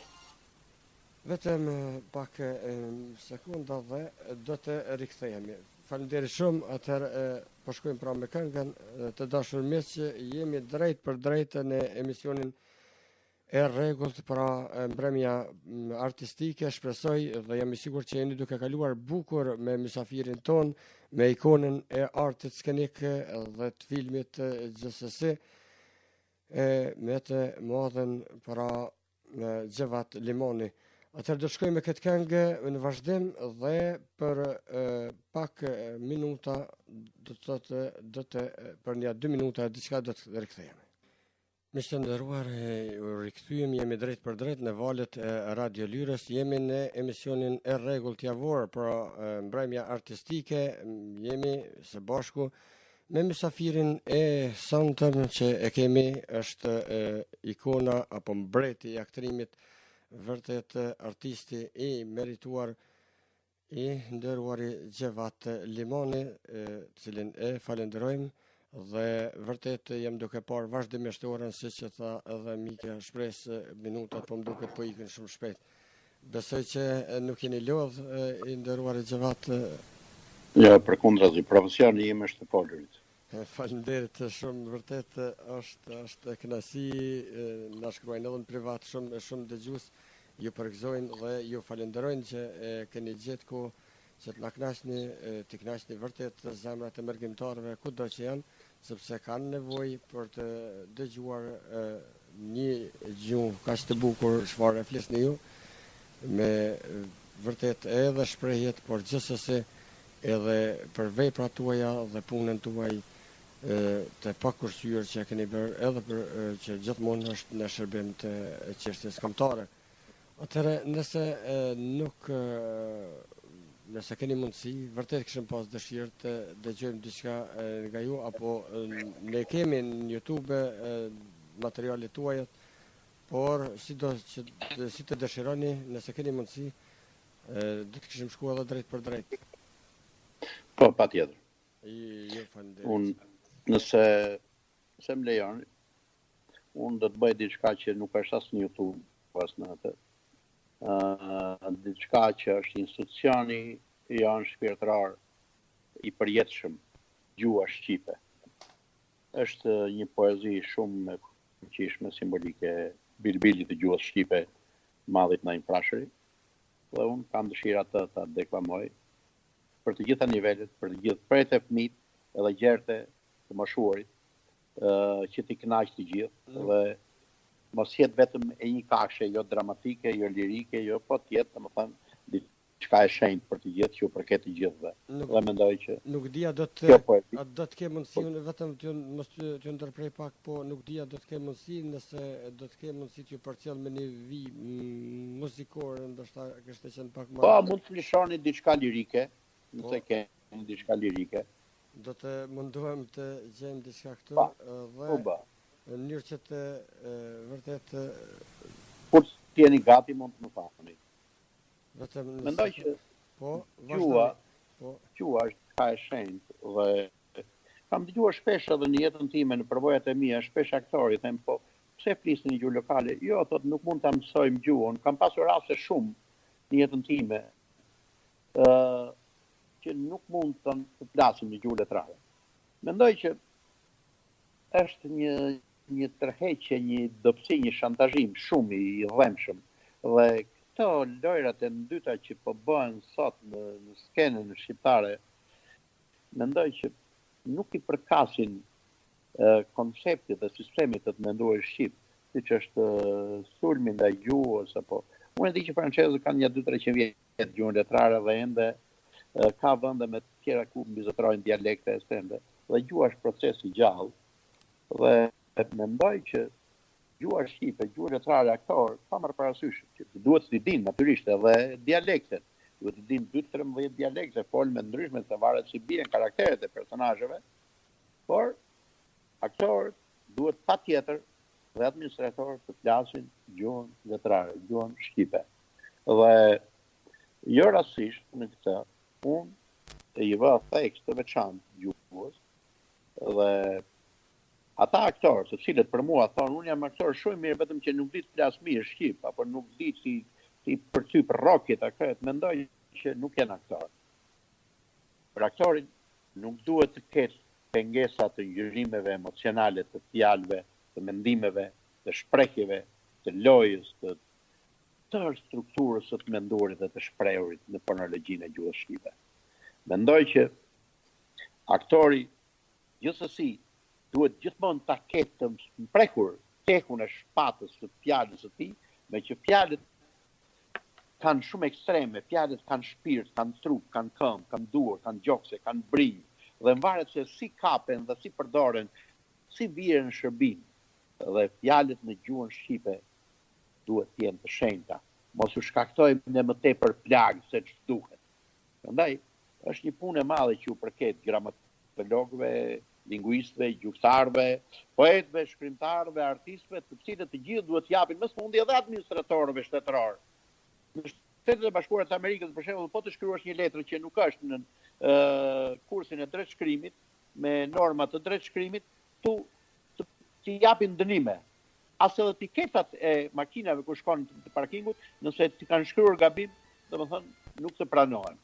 Janë gjëra domethënë që shtetet që janë shtete stabile, që kanë institucionin e gjuhës, domethënë e vlerësojnë shumë. Shumë. Prandaj mendoj që poezia, gjua shqipe, apo siç është çdo gjuhë tjetër, se i madh është ai, për shembull, nëse më lejohet ta citoj. Jeni gati me muzikën? Po, jemi gati, nuk di sa mund ta gjej adekuate, po gjithsesi besoj që do të ju shërbej pak. Atëherë Po t'jet gati lishoni muzikën, unë do të vazhdo. Po.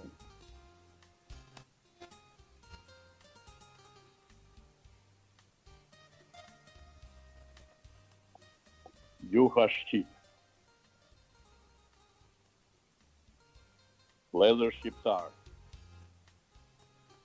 Qasim. Dhe më dëgjoni. Sa të mundni më parë gjuhën tuaj mësoni. Pa shikni sa është e mirë. Tu vlen mallë.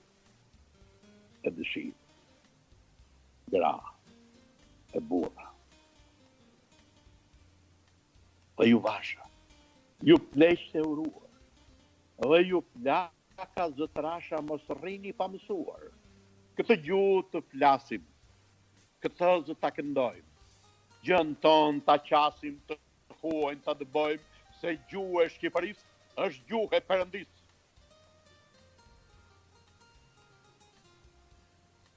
Ju shkëmbeni.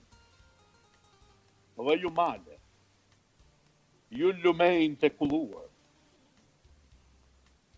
Edhe ju fusha që zbrisni nga dale, edhe pyje të gjelbëruar. Shqip të flisni për herë, thjesht e pa përzierë, i dielli, hëna, ylli, larashi, këmbora, dallëndyshja. Edhe vetë, Perëndia, dhe Zoti vërtet, dhe e tërë gjithësia, këtë gjuhë do të ketë, këtë gjuhë ka, dhe shqiptari, shpirt madhi, punë mbari. Shpirt madhi, punë mbari. Shpirt madhi. Faleminderit. Faleminderit për juve, vërtet na emocionuat, të falenderoj shumë, edhe në emër të shumë dëgjuesve që janë me ne këto qaste. Jemi bindur që edhe ata janë ndjenjë njësoj që janë emocionuar. Vërtet është kënaqësi kur fjalëve u jap shpirtin dhe kush mund më mirë se sa artisti, andaj juve ju përgëzoj përzemërsisht për këtë Faleminderit. recitim brillant që e bët. Nëse më lejoni zoti Agim, dua t'ju them 2-3 fjalë për atë ish profesorin tim të madh Anton Shetën, të cilin ndoshta nga emocionet edhe e kaluam pak. Mendoj që Anton Sheta, përveç që ishte intelektual i fuqishëm, ai në bindjet e mia ishte një institucion shumë i lartë, njeriu i cili përveç pedagogllëkut, arsimit e kontributeve tjera, dha një kontribut bashkë me rininë e Kosovës për pajtimin e gjaqeve. Mendoj që ky ishte kryekushti dhe që ai e parandjeu, ishte një misionar, e parandjeu se do të vinin kohë të vështira, do të vinte lufta dhe luftrat janë situata shumë të rënda për një popull ku është i përçarë dhe noton drejt gjakut dhe hakmarrjes. Dhe kjo ishte një nga motivet apo kryeveprat e Anton Shetës me shok, të cilët së pari pajtuan popullin dhe kështu ishin të paraprgatitur për këtë akt të madh të historisë të madhe të popullit të Kosovës, natyrisht edhe me mbrojtje, edhe me mbështetje, edhe të popujve të tjerë. Me që lufta ndodhi ajo në Shqipëri, apo në Kosovë, apo në Iliri, kudo që ndodhi, shqiptarët duhet kuptojnë që ai është atdheu i tyre dhe duhet gjithmonë të jetojnë dhe të betohen në një plamur. Ajo që shkon sot e kësaj dite, ja tani jemi në prag të 10 vjetorit të pavarësisë të Kosovës, mendoj që ne duhet të bëjmë analiza me vetveten. Ata njerëz të cilët ne i ngrem, duhet të dallojmë jetën private, personalitetet të dallojmë prej institucioneve. Ne e kemi nga njerë vështirë dhe i përzijem gjërat, i ngatërrojmë dhëmë të edhi. Unë jam dakord me atë që nuk mund të jenë të gjithë udhëheqësat e shkëlqyer. Por kur një udhëheqës zgjidhet me votat e popullit, siç ta zëm, ta marrin prej te Ibrahim Rugova, apo Hashim Thaçi, apo cili do tjetër ka veçel, cili do udhëheqësa shqiptar qofshin, ne duhet kuptojmë një gjë, ata njerëz që zgjidhen një institucion, ata nuk janë individ privat, po janë institucione. Dhe për pas e keq, në opinionin siç po shoh, domethënë, sikur janë institucione, sikur janë të shkarkuar nga institucionet në privatësinë e tyre, fjalët e ndyta, hyrjet, ofendimet, shigjetat e turpit, e urrëties, mendoj janë të drejtuara shumë keq. Dhe ne duhet kemi një kontroll në vetdijen tonë, që ta kontrollojmë veten, kur këta individ janë në privatësinë e tyre dhe kur janë në shërbim të institucionit, pra në shërbim të kombit dhe të shtetit. Natyrisht njerëz mund të kenë edhe gabime, por gabimet nuk mund të llogariten dhe të gjykohen njerëz gjatë kohës kur ata percipitojnë apo procesojnë programin e tyre, ta zëm qoftë qeveritar apo ministror apo kulturor apo ekonomik.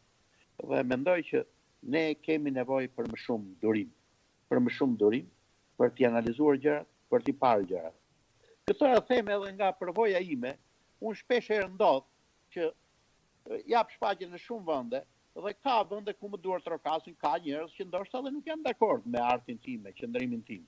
Por kjo nuk është të thënë që ata kanë të drejtë të marrin guximin dhe të më pyetin. Unë kam drejtë që të bashkëbisedoj pas shfaqjeve, të bëj debate me të gjithë shikuesit, me të gjithë dëgjuesit, por të më japin fakte, të më bindin. Edhe po të ketë nevojë, nëse ata kanë avantazh për parësi, edhe t'ju kërkoj falje, edhe t'ju jap falëndrime, t'ju jap mirënjohje.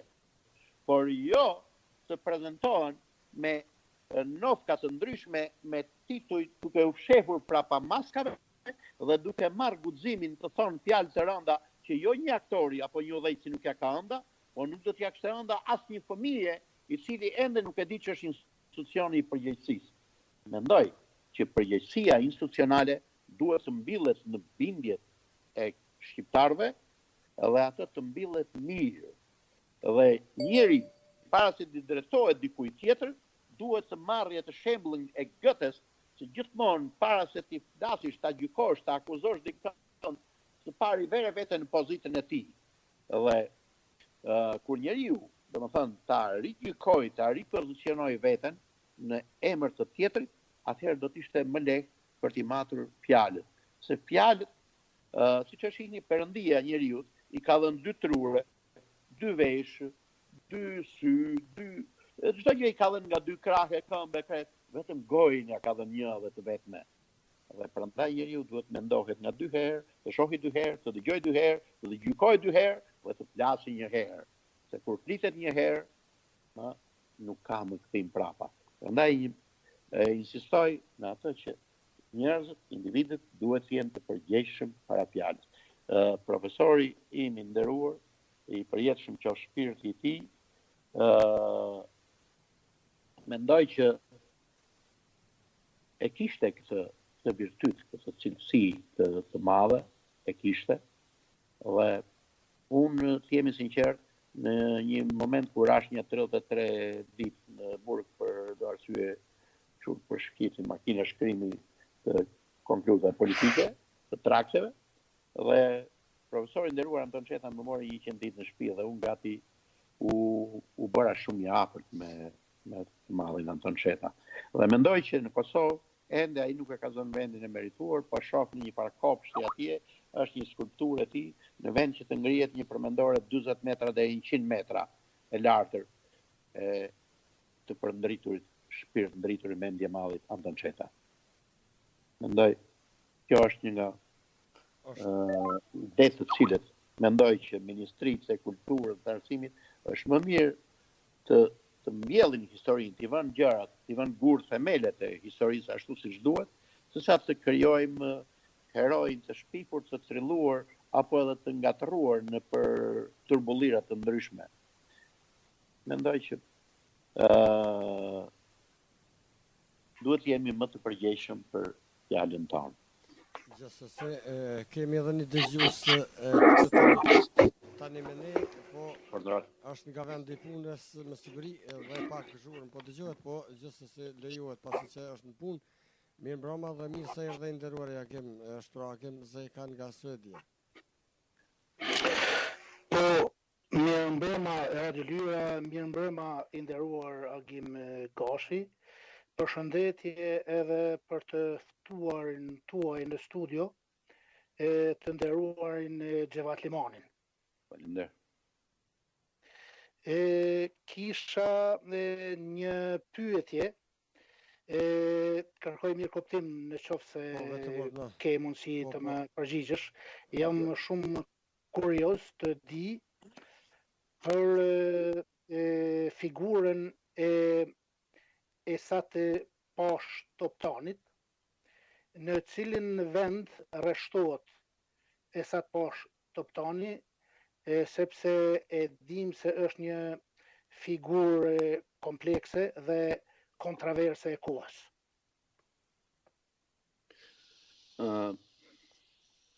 Unë padyshim e dëgjova pyetjen tuaj. Unë do të flas për atë që e di. Unë jam artist, nuk jam historian. Faktet për të rreshtuar përkasin historive dhe atyre që bëjnë enciklopedisë. Unë sa të pash Toptanin e di nga dramët që vrau Avni Rustemi për tradhti. Dhe sesi këto tradhti do jenë në konkretësi, mendoj që i përket historianëve shqiptar, Akademisë së Shkencave të Shqipërisë, të Kosovës dhe gjithë historianëve të tjerë, që publikut shqiptar t'ju afrojnë me fakte të mirën dhe të keqen, tradhtit dhe fitoret, apo që janë pozitive dhe negative.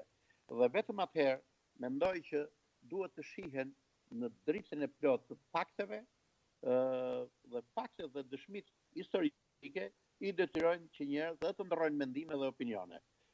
Kjo është bindja ime, jo vetëm për Satë Pash Toptanin, por edhe për mbretin Zog, edhe për Enver Hoxhën e Kretë, natyrisht, mendoj që nuk është mirë që ne të rrëmbehemi nga emocione dhe të nxitohemi dhe të hedhim edhe më tepër benzinë zjarrit, edhe ashtu që krijon shumë mjegull, ka shumë mjegull në historinë tonë, dhe për fat të keq, po e them diçka që janë ballafaquar konkretisht gjatë ndërtimit të dramës së Skënderbeut, shumë vështirë në për shkollat tona e kemi ne ta ndajmë letërsinë nga historia. Domethënë, dëshmit apo faktet letrare ne duhet t'i ndajmë nga faktet historike. Dhe ende në për librat tona të historisë një gjë e tillë ende nuk po ndodh konkretisht. Kjo është bindja ime. Nuk dia a jeni i kënaqur apo jo. Po, faleminderit për përgjigjen. Kisha edhe një pyetje, nëse mund na i jepësh ndonjë njoftim, ndonjë informat për opinionin. Sot do të thotë me datë 9/2/2018 mbushën 100 vite nga dita e rishpalljes së pavarësisë së Shqipërisë.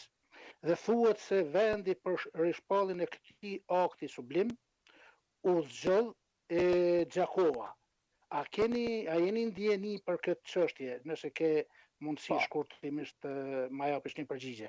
Po, patjetër, mendoj që përveç Gjakovës, mendoj që kjo është një çështje që na fut në tema të koklavitura për një arsye të thjeshtë, di. Për shembull, Malsor thonë që flamuri i parë u ngrit në Deçiq. Këto shqiptarët në Shkup ishte gati të ngrihet, po aty nuk u morën vesh cilin ta zgjedhin të parë. Edhe ndodhi që ku aty ku edhe formohu shtria më e madhe që kanë pas shqiptarët ndërkohë. Pastaj duhet të shfaqesh dhe të shpallesh të thotë në Durrës, por nuk u shfaq në Durrës aty, po u shfaq në Vlorë. Për mua, për bindjet e mia, ne nuk duhet të harxojmë shumë energji. Faktet historike se ku u shpall për herë të parë, le të shërben historisë. Mirë po mirëqenies së vazhdimësisë, së bashkimit, të mendimit, të konceptit, të platformës dhe të kombit shqiptar, mendoj që duhet i shërbej ideja që ata nuk duhet të harxojnë shumë energji edhe të krijojnë konflikte të situatave për shkak të fjalëve apo për diçka. E rëndësishme është që ajo pavarësisht që u shpall edhe ashtu u shpall në një bridhje. ju të gjithë e dinë që ishte prej Durrës deri në Vlorë, diku një territor shumë i ngushtë. Të gjithë e dinë që nuk ishin aty as përfaqësues e Kosovës, erdhën me vonesë i buletini e janë domethënë edhe ashtu siç është bë filmi, ndoshta nuk janë të gjitha fakte historike, por nganjëherë veprat artistike se ndërtojnë faktografi ideologjike, që i shërben edhe platformave ideologjike apo politike. Mendoj që historia duhet shkarkohet nga ideologjitë. Dhe edhe kjo çështje për mua, domethënë sado që është me rëndësi të dihet se ku është shpallur pavarësia, është shumë e rëndësishme, se më sfundi ato persona që kanë vdekur, ne nuk kemi të drejtë mundin dhe kontributin dhe djersën dhe gjakun e tyre ta shkeli me këmbë. Por është mirë që faktografia të dihet.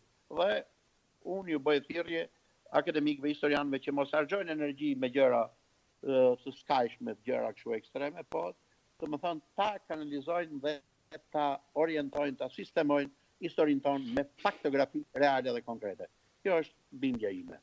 Nëse jeni po, thuhet se me këtë rishpalljen e pavarësisë së Shqipërisë, kjo do të reflektonte me të gjitha territorët të cilat na kishin okupuar me dhunë dhe do të thotë kjo gjithmonë sipas këndvështrimit britanik u zgjodh do të thotë Gjakova, nga se ndër të tjera ishte një nga qytetet kryesore të Ballkanit.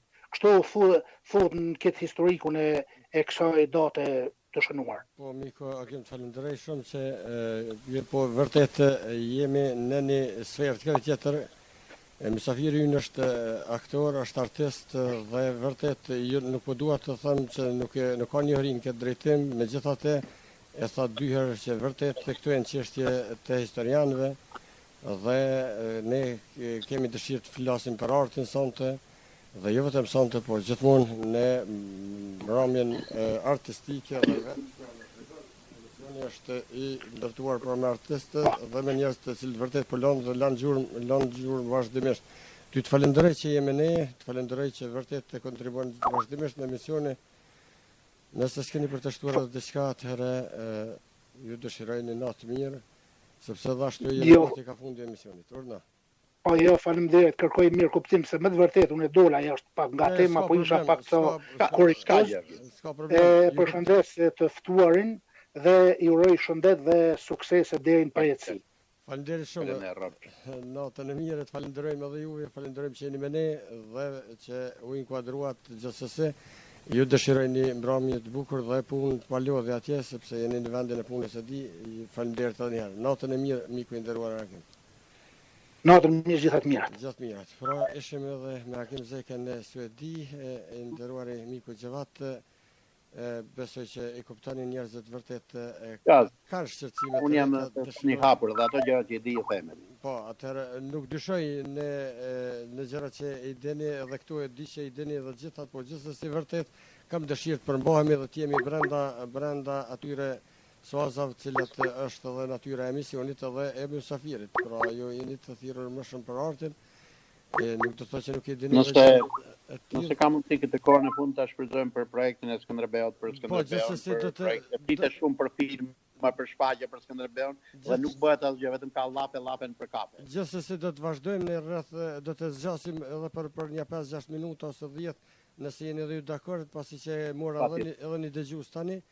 Atëherë e kemi këtu edhe të nderuarin Bacin Jusuf, mirë mbrëma, mirë se erdhe Baci Jusuf. Mirë mbrëma, mirë se ju gjej, përshëndes Mysafirin, aktorin e madh. Unë nuk dua ta lodh shumë, por kisha dëshiruar që aktori të mi numëroj 10 artistë teatrit dhe të filmit shqiptar, gjitha trevave, them ashtu një ranglisht, 1-2-10. Një edhe në qofse nuk përton aktori, edhe në qoftë se i kujtohet vargjet e Migjenit, këngët e pakënduara, ta deklamoj një strofë ose 2. Duke përshëndetur edhe njerë, duke i dëshruar jetë gjatë dhe të plakët shumë në rrosat e teatrit dhe filmit. Faleminderit. Nuk do të zgjas më shumë. Faleminderit shumë, inshallah s'plakët hiç, le të qëndroj i ri, le të qëndroj kështu. Nëse se kam tepru. Jo, se nuk e ke tepru Baci Jusuf, të falenderojmë përzemërsisht. Jo. Po fillojmë për zotin Jusuf me njerë për këtë dëshirën e parë për t'ia numëruar 10 aktorë të mëdhenj. Edhe aktore, mos bëm. Edhe aktore, për mua njësoj janë. Po. Po ti numëroj. Për mua absoluti. Numër 1, Bekim Femiu. Numër 2, Aleksandr Mojsiu. Numër 3, Kadri Roshi. Numër 4, Enver Petrovski. Numër 5, Çun Lajçi. Numër 6, Mirush Kabashi. Numër 7, Tinka Kurti. Numër 8, Yll Kamujo. Numër 9, Meliate Ajeti. Numër 10, Isrev Begolli. Edhe me radhë, edhe aty te këto 10, hynë edhe do aktorë tjerë, ku hynë edhe z.Xhevat Limani. Faleminderit. Faleminderit Baci Jusuf, të falenderoj shumë që ishit me ne dhe dëshiroj çastet bukura edhe për pak minuta. Edhe reklamimin e vargjeve kisha dëshiru. Po, patjetër hiç mos u shet, do t'ua bëj edhe. E kemi këtu. Faleminderit shumë. Do ta dëgjoni edhe atë deklamimin. Ju falenderoj edhe një herë Baci Jusuf dhe ju dëshiroj çastet bukura në vazhdim. Faleminderit. Natën e mirë. Pra ishim edhe me Bacin Jusufin nga Franca e falenderojmë për zemërsisht që... Jo, s'jam unë nga Franca. Momentalisht jam mos unë nga Franca. Spajtona që jam nga Franca. Ku jetu i flajt? Nga Franca po lajmëroni, po... Se e largova të nderuarin Mysafirin, atëherë Baci Jusuf... Alo, më falë se ju largova gabimisht duke u munduar të... Jo, këtu jam. Jo, Baci Jusuf, juve jo po e largova Mysafirin duke u dashur... Të lutem mos basi gabimi. Po dashta me liru juve dhe e lirova ata. Atëherë edhe një herë të falenderoj Baci Jusuf nëse s'keni për të shtuar edhe diçka dhe ju dëshiroj një natë mirë. Natën e mirë. Falenderit shumë. Pra ishim edhe me Bacin Jusuf që lajmëruan nga Franca, por nuk është nga Franca se janë mërzi që i thash nga Franca, po gjithsesi ne kuptojmë që nuk jemi as francez as gjerman, po jemi shqiptar, po gjithsesi nga vendi ku lajmërohet. Atëherë më falë edhe herë sepse ju largova rastisht duke dashur. Ja, s'ka gjë, po ja deklamoj një varg të biçën, po nga një natë pa gjumë. Pak dritë o shok o vlla, të lutem pak dritë në këtë natë ku shpirti vuan. Kur të them, e s'di që të them, e syni gjumë nuk ka, pak dritë të lutem. Se do të çmenden në këtë natë, pa gjumë dhe pa pish. Si kur ta kisha pishën e madhe të ndezur në qiellin e kësaj nate, ta shkruajsha kushtrimin, heu borri tretun, do të çmenden zimin e kësaj natë. Edhe tjera. Faleminderit shumë, besoj që është ndaj kënaqur edhe Baci Jusuf. Thellë në mua vlen këngë dhe pak nduhem që as rritë dorë e fet, po s'dua që ta kalojmë këtu vetëm me poezi të ndërë. Jo, gjithsesi vërtet kemi shumë, unë thash në fillim të misionit do të ngelim shumë gjëra pa i zbërthy, jam i sigurt po gjithsesi jam i sigurt që s'do të jetë takimi i fundit me dëgjuesit e Radio Lirës dhe me neve bashkërisht me ju. Andaj do të kemi rast dhe hera tjera, po do të zgjasim edhe për pak minuta nëse nuk jeni lodh. Dhe vërtet unë kundërzi. Po. Mendoj se i kam mbetur borxh disa emra, duke nisur që nga Margarita Xhepa është problem. Agim Gashi, Bujar Lako ka shumë aktorë, domethënë janë me qindra, nuk janë me 10 vështirë numër aktorë të mëdhenj shqiptar. Vërtet është problem me vendos atë për atë, sepse tentova të improvizoj diçka kështu. Po, gjithsesi për dëshirën e Bacit Jusuf të falenderoj shumë, e kuptova. Po besoj që miqve tuaj ju ngel hatri, ju vetën e latë të fundit, edhe pse vërtet nuk e kishit atje vendin, por kjo arti shqiptar ka vend për të gjithë dhe kjo është më veçantën e vet. Po, kjo është më nuk ja zë vendin asnjëri tjetrit nuk ja zë vendin. Kjo është e bukur në art. E vërtet është ajo që thoni ju dhe çdo njeri ka ato virtytet e veta dhe aftësitë ose drejtimet të cilat vërtet shkëlqen. Andaj ka hapësirë për të gjithë që duhen të punojnë po mos të ikin se po na ikin minuta shpejt. Do të kthehemi tek shfaqja e Skënderbeut atje. Vërtet unë kam parë disa inqëzime, kam parë edhe fotografitë që i keni bërë në atë plakat, mund ta quaj kështu, plakatin e filmit të cilin e keni përgatitur, por gjithsesi vërtet edhe fiziku juaj, edhe pamja juaj, qëndrimi juaj vërtet është figurë, mund ta quajmë origjinale të madhit Skënderbej. Përpos fizikut, gjithsesi duhet të kesh edhe virtytet e tjera, dhe mbi të gjitha duhet ta kesh shprehjen artistike, qoftë ajo nëpërmes mimikës dhe nëpërmes gjuhës. Andaj vërtet do të ketë edhe guxim përpos të gjitha këtyre që të marrësh mbi supë një rol i cili vërtet nuk është i lehtë për të luajtur. Si arritet deri te ky projekt? Unë mendoj që Skënderbeu ishte thirrja ime, domethënë. Çdo aktor, domethënë, përgatitet në jetë dhe luan shumë role, po aktori kulmin e arrin kur është vetvetja. Dhe jo rastisht, nuk është që të gjithë aktorët e mëdhenj zakonisht dallohen apo arrin pikat kulmore me personazhe dhe protagonistë të gjakut të tyre, të identitetit të tyre, të civisë të tyre.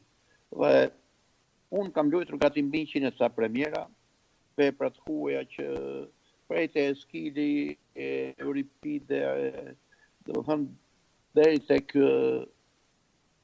Molière, Goethe, Goethe, Eduard Bonde, Shakespeare, kam luajtur shumë, domethënë. Por atë kënaqësinë kulmore, domethënë, e kam gjetur në personazhin e Gjergj Kastrioti Skënderbeun, të cilin edhe para se ta shkruaj unë poemën time dramatike, e kisha luajtur në tragjedinë e Thema Xhiademit në vitet 92. Atëherë me lidhjen demokratike në Gjermani mbajtëm disa shfaqje dhe në Zvicër kemi luajtur, në Zurich dhe në St. Gallen, edhe në Schaffhausen. Pastaj njeriu transformohet, ka nevojë për diçka më tepër. Dhe pash, domethënë që të kem përballë Donikën, që i është borë dramaturgjia shqiptare, i ka mbetur shumë borxh mbretreshës Donika, që është po ashtu personazh shumë i rëndësishëm si mbretresh. I ka mbetur personazh edhe borxh edhe shumë personazheve tjerë dhe e pashtullës që ta vënë në skenë, po jo një shfaqje kështu vetëm me cilat do të flitet në skenë me një ritëm të ngadalësuar, po me një ritëm tjetër edhe përmes të këndimit, përmes vallëzimit dhe pikërisht me që Era Hoxha, vajza ime, është operiste, solla një formë të re të transformimit që ajo edhe të këndoj, dhe ajo këndon 2 arje shumë të fuqishme të kompozuara nga Aleksandr Peçi në libretot e mia, të cilat i kanë shkruar z.Xhevat Limani, për vdekjen e Gjergj Kastrioti Skënderbeu dhe Ti më në Shqipëri. Ti Shqipëri me nder, kështu quhet, Ti Shqipëri me nder. Kjo është e krye formula që unë edhe mbështeta te Gjergj Kastrioti e te Donika që duhet ta ketë çdo shqiptar.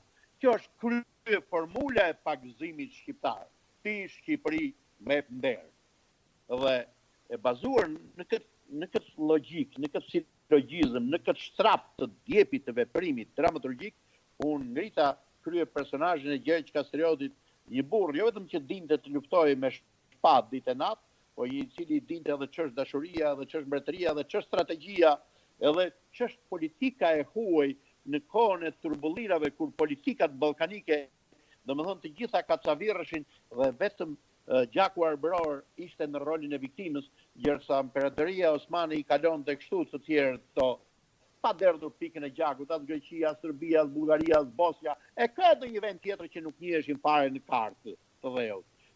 Dhe shqiptarët një popull kaq i vogël, domethënë dikush mund të thotë, mund ta gjykojë që pranuar rolin e viktimës, po ato i dolën zot spari vetvektes, i dolën zot dinjitetit të lashtësisë që janë populli zgjedhur i Zotit, edhe më sfundi i dolën zot edhe Evropës, e mbrojtën Europën. Edhe ne ende se kemi të qartë, diplomatët shqiptarë nuk e kanë të qartë pse Franca ka një urrëtie të padeklaruar ndaj shqiptarëve, nuk e dinë që ende Gjergj Kastrioti mundi anxhujt dhe galet në Itali. Dhe po mos ishte Gjergj Kastrioti, sot Italia kishte mundësi që të flasë frëngjisht. Po kjo nuk është të thënë që ne që mos e adhurojmë Francën, që mos dallohemi nga politikat e ndryshme apo të Perandorisë Osmane që të kemi ndonjë urrëtie ndaj Turqisë sot në. Ne duhet të dallojmë ç'është politika imperialiste, kolonialiste, sundimtare dhe ç'është shtetësia e realitetit të kohës së paqes. Dhe shoh që për të opinionet të ndryshme marrin guximin të gjithë dhe hedhin balë mbi një figurë kaq të madhe siç është Gjergj Kastrioti Skënderbeu, një burrë i cili nuk lindet aq lehtë. Dhe unë e pata kënaqësi që ta ngrej këtë figurë, të sjell një mesazh tek shqiptarët. Dhe edhe pse kam, të jem sinqert, kam shumë njerëz që në mënyrë anonime deklarohen, po asnjëherë nuk kanë guximin që të prezantohen kush janë as nga janë, që të marrën tulen dhe unë jam gjendë të diskutoj, të bisedoj, se çfarë është ajo që do t'i shkonte për shtati personazhit Skënderbeut, me që arti është një dialektikë artistike, dhe dialektika nuk është diçka e ngurrur, një monument që nuk lëviz, po është një pantarej i lëvizjeve, i bindjeve, i strukturave, i shprehjeve, i mendimeve, por jo edhe në qëllimin kryesor të fundit, në idealizmin apo në platformën dhe botëkuptimin e sistemin të menduarit të krye personazhit siç është Gjergj Kastrioti Skënderbeu. Dhe unë shpeshherë bëj shaka me individ që në këtë shaka ka dhe shumë të vërtet. Më thonë shumë njerëz ai humbe nuk e ke kaq të madhe, po ai ngjanti Skënderbeut po i them, kam një dilemë, ka një 550 vjet, a më ngjan Skënderbeut tani mua. Kjo është një antitezë e reciproke që personazhi, aktori dhe personazhi i japin dhe i marrin. Unë tani mund të marr nga ato çka ofrojnë të dhënat, kronikat, dokumentat historike, imazhet, pikturat, skulpturat, eshtrat, varret, tregimet, gjamat, çdo gjë që ofrohet përmes formave, letërsisë gojore apo të shkruar dhe përmes formave tjera. Mirë po, unë jap nga vetja, jap qëndrimin, elegancën, të hecurit, të folurit, të qeshurit, të menduarit, bindjet, temperamentin tim, shpirtin tim, ritmin tim, dhe kjo dhënie marrje e aktorit, e artistit me personazhin është konfiguracioni i së ndërtimit të personazhit të quajtur aktrim. Pra, nuk është vetëm një imitim shko, dhe unë kam arritur në atë gjendje që nuk kam ambicje për të imituar Gjergj Kastriotin Skënderbeu, as nuk dua që ta nxjerr Skënderbeun me kal fluturon për mal, po një Skënderbeu sot. Si do të vepronte ai në diplomacinë? Dhe cili është mesazhi i sotëm? Mesazhi i sotëm për mua, i të gjithë këtyre burrave diplomatëve shqiptar që po shkojnë në takime, ja siç janë këto të New Yorkut, të Washingtonit, të Parisit, të Vienës së Kret, si shkojnë këto kur Gjergj Kastrioti në atë kohë zotronte dhe fliste në 7 gjuhë pa përkthyes. I pyesëm këta, sa gjuhë flasin dhe komunikojnë udhëheqësat tanë? E dyta, Gjergj Kastrioti i la të gjitha privilegjet që i kishte në Perandorinë Osmane në Konstantinopol, te sultani, dhe erdhi të rri në përmale dhe të vuaj 26 betejë, 24 vitore, të vuaj dhe të ndaj fatin e popullit të vet, i përgjakur edhe pa gjumë, ai gjithmonë ka fjetur nga 3-4 orë me shpatë dhe i veshur. Dhe treta, domethënë, ai ishte njeriu që pranoi, domethënë, ti lë disa privilegje, jo mos martohet me mbretëreshë dhe kontesha të huaj, po të marrë një mbretëresh shqiptare duke sakrifikuar për të bashkuar në emër të asaj ide së madhe për bashkimin e popullit shqiptar të jugut dhe veriut, që për fat të keq sot e kësaj dite kemi ende të ashtu quajtur udhëheqësa, nuk janë në nivelin e Gjergj Kastriotit Skënderbeut për idenë e madhe të bashkimit shqiptar. Andaj është mallkim të gjithë shqiptarët dhe veçma të udhëheqësve shqiptar, të cilët duan atë dheun në tyre ta shesin copa vetëm për të buzëqeshur ashtu siç kërkon Evropa. Jo. Shqipëria dhe atë dheu ynë e Kosovës të gjithë janë në Europë. Nuk ka nevojë të shkojnë në Europë. Vetëm Europa ka krijuar ligje neo-bizantine dhe nuk është e qartë dhe korrekte me shqiptarët që i dolën vetes Zot, janë populli i Zotit dhe Evropës i vjen sikur turp dhe sikur i shembet autoriteti imagjinar nëse pranon që çdo gjë fillon dhe duhet të pulmoj me popullin e zgjedhur të Zotit, shqiptarët. Pra, shqiptarët duhet kanë të drejtë morale para të gjithë popujve të botës të kërkojnë unanimisht bashkimin shqiptar në një flamur, në një gjuhë. Dhe nuk ka të drejtë kur Evropa bashkoi nuk lejoi 2 Gjermania, do lejoi 5 copka Shqipëri të bëhen. Mendoj që Gjergj Kastrioti Skënderbeu në kuvendin e Lezhës e dha programin e madh të Bashkimit Shqiptar. Dhe kush të dojë ta dëgjojë këtë program më të qartë dhe më konkretisht, le të urdhëroj me shfaqje. Unë shkoj publikisht. Binemi kam kërkuar edhe se më kanë provokuar do të hipni shfaqje në Stamboll, po edhe në mes të Stambollit, edhe në mes të Moskës, edhe në mes të Beograd ku i ka rrafshuar edhe serbët edhe këtë. Është i vetmi që për 17 ditë prej në Vranjë gjërë se Gedini rrafshoi të gjitha fushat tua dogji, vetëm në emër të asaj që nuk e lejuan Mesia nuk e lejoi që t'i shkoj Gjon Huniadit për të lidhur aliancë për ta luftuar perandorin. Mendoj që ky është një mesazh i madh i këtij burri të madh dhe sa më shpejt ne ta mbajmë në dorë, mos ngrenë dorë nga ky burr i madh, aq më afër Bashkimit Shqiptar jemi.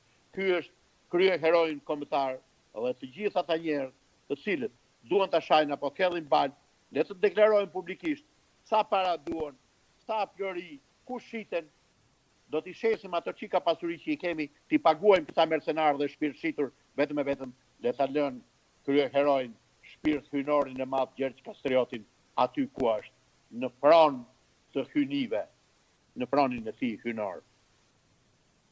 Kjo është ajo që do të dua ta them, dhe për pa të keq kohët fundit e shoh shumë njerëz mundohen që do të bëjmë film për Skënderbeun në mesin e tyre, e shoh edhe Diogardi dhe të tjerë, mos deklarojnë se një vepër artistike së pari duhet të ketë skenar, duhet të ketë ekipe të tëra, duhet të ketë buxhet, duhet të ketë regjisor dhe duhet të ketë edhe audicione. Natyrisht pa shtetin shqiptar, pa qeverinë e Kosovës dhe pa shtetet e bashkuara, domethënë, po duke i bashkuar të gjitha forcat në një projekt të hapur publik, mendoj që nuk mund të bëhen filma kështu siç deklarojnë njerëz nëpër Facebook e nëpër sociale, jo e kam unë gjë të filloj sot, jo të filloj mot. Gjëra të tilla mendoj që janë improvizime të dështakve të cilët vetëm duhet të fshihen para projekteve të imagjinuara. Vërtet ne kaluam pakuan nëse ne do të vazhdojmë edhe për pak çaste. Gjithsesi ju jemi gati ka fundi i kësaj bisede që e bëm të lirë spontane, besoj që ka kaluar mirë, por faleminderit. Jeni duke punuar edhe në projekte si statio dhe shumë shpejt do të përfundoj. Pra edhe filmit cilin jeni duke bërë në Mosgabon, pritet të dalë në shtator apo kur është përfunduar? Tash mbaret se regjizore e filmit dhe skenariste është Marika Krasniqi. Ajo është një intelektuale shumë e fuqishme që bën javën e filmit shqiptar këtu. Ka pasur shumë suksese, kanë shpallë në Paris si grua të vitit, e ka shpallë Kongresi Amerikan para 2 vitesh grua të vitit. Ka bërë javën e filmit shqiptar një 6-7 vite këtu, merret me mod. Edhe merret me shumë projekte artistike dhe më ofroi një skenar shumë të shkëlqyer në film. Dhe mund vërtet mu përgjigj shumë protagonisti që luajnë. Ne kemi mbaruar xhirimet, dhe po ashtu edhe në këtë film, domethënë mund si falenderoj 3 persona, të cilët 3-4 persona, nëse më lejohet, që dhanë ndihmë shumë të fuqishme për të realizuar filmi. I pari është ashtu Ardian Hoxha, po ashtu me American School of Kosovo. Pastaj është Nazar Mehmeti nga Dallasi në Texas, është Zikri Meta, një adhetar që na ofroi me apartamente me objekte xhirimi e kret.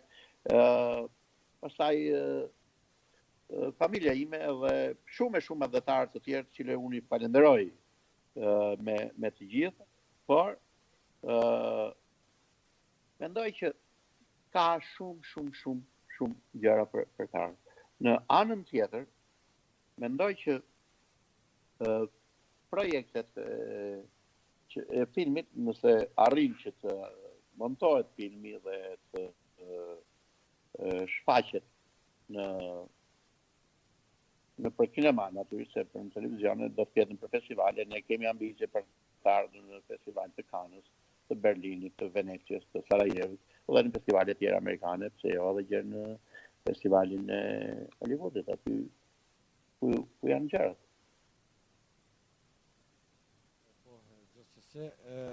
Po dëgjojemi. Atëherë për fund, nëse keni protestuar edhe diçka që kam pyetur, vërtet di që nuk kemi mund dhe s'kemi pas, nuk është e pamundur që brenda thashë në fillim të emisionit brenda 120 minuta është arrijm të shkëlqisim dhe të zbërthejmë gjitha gjanat. Nëse kishit pas diçka për të shtuar edhe krejt. Unë dua të falenderoj njërës pari, nëse më lejohet. Pari duhet të falenderoj këtë zonjë shpresa kameraj, që unë e njoh gjatë kohë për kontributin e saj në Austri dhe për lidhjen propozimin që ka bërë ajo. Unë e di që ajo është shumë altruiste, bën më shumë për të tjerë dhe kur them në atë kuptimin që nuk ka bërë shumë për vete, them në atë kuptimin që nuk ka dhënë pasuri e kërë siç janë mësuar njerëz që të vënë më shumë që japin përparësi pasurisë, po i ka dhënë më tepër përparësi çështjes kombëtare, i besë madhe të komunikimit të njerëzve, të bashkimit të njerëzve dhe unë falenderoj dhe ju uroj shëndet dhe avancim të çështjes më tepër. Ajo është një flamurtare në këtë, siç janë edhe shumë personalitete tjera, Prece, Margarita Xhepa, Zamira, aktore tjera, të cilët japin kontribute dhe çojnë më tej, siç është Tin Vamula,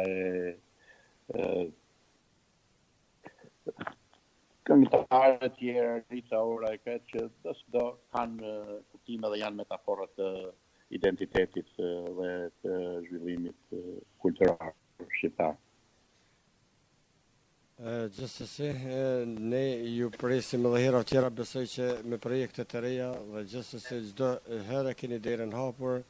Ne kemi thonë edhe në fillim kur e kemi hapur këtë radio, jemi shumë e re në radio, po vërtet Radio Lyra do të jetë promovues i vlerave të mirëfillta shqipe, të gjitha artëve, edhe të kënduarit, edhe të artistëve dramatik dhe gjitha sferat të tjera. Andaj jeni të mirësardhë dhe gjithmonë e keni një ide të hapur këtu, ju falenderoj. Për fund, nëse më lejon zoti Agim për fund, unë dua të t'ju bëj një falënderim Radio Lyra, zotit Isni Baliu, Baliu, edhe konkretisht juve për shpirtin tuaj, për vokacionin tuaj edhe poetike dhe kulturore dhe intelektuale dhe kombëtar. Dhe me shpresë dhe bindje që unë ju falenderoj të shpreh me njohjen dhe respektin tim ndaj institucionin tuaj dhe do të kemi punë dhe vepra tjera dhe të kemi çfarë për të thënë, unë jam i hapur dhe do të kisha dashur me gjithë dëshirë që të komunikojmë përsëri. Ju uroj çdo të mirë në jetë dhe natyrisht ju uroj që ëndrat tuaja, realizimet, kërkesat, aspiratat tuaja të ngjiten në harkun e triumfit. Faleminderit shumë, uroj gjithashtu edhe për juve që të fillimisht shëndeti të jetë në nivel sepse ne kemi parë ju një punëtor dhe entuziast, ato sukseset nuk ju mungojnë, as do t'ju mungojnë asnjëherë. Uroj që vërtet të arrini deri në shkallën cilën vërtet e keni ndërruar dhe gjithsesi jam i sigurt që do ta prekni.